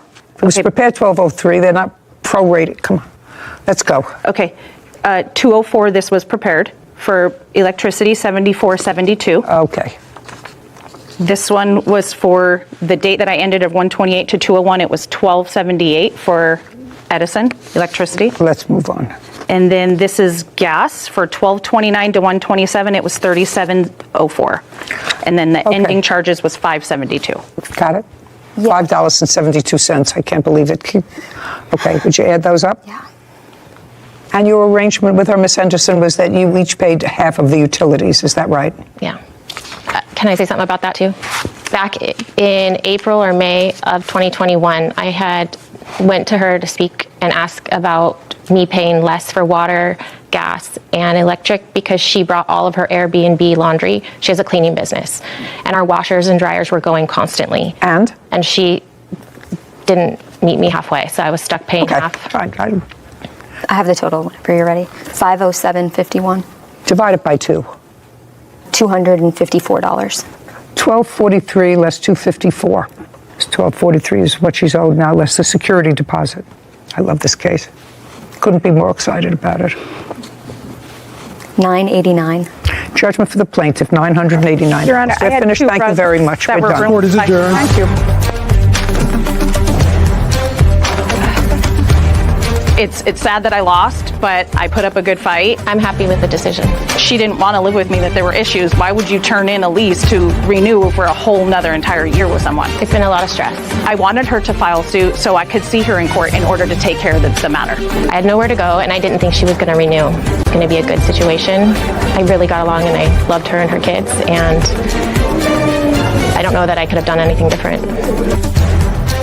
So the new phenomenon that I've seen over this past generation, for as long as I've been in this business, is because of the economy, people having to live together that are neither in love with each other or related to each other. And I actually think, Sarah, that's such a very hard thing to do. Mm-hmm. You know, this isn't the first case that we've had that involved adults and their kids having to, for financial reasons, move in with each other. I think I've always said, and I don't know how you feel about this, that I'd rather live in a shoebox alone than with strangers in more comfortable surroundings. Sure. I think that's a tough call that a lot of people are having to make nowadays with the cost of living and inflation. Young people. Young people. 2 single mothers trying to live together with their children to give them a home environment. So it's a risk that you take when you don't know the other person. Even when you do know them, we see family members fighting all the time. So I think it's a double-edged sword. Yeah, I don't know. It's unfortunate. It's unfortunate that people have to make those kinds of choices for happiness. Shouldn't create that kind of stress. I think the best thing you can do is have a concrete contract to fall back on for if something like this happens, because it's a very stressful situation. Yeah, but nobody wants to take that risk. Nobody wants to, who's signing a lease agreement, say, if it doesn't work out, this is what happens. Well, that's never between the tenant and the landlord. As between those two people, maybe it would be enforceable, but not between the two tenants and the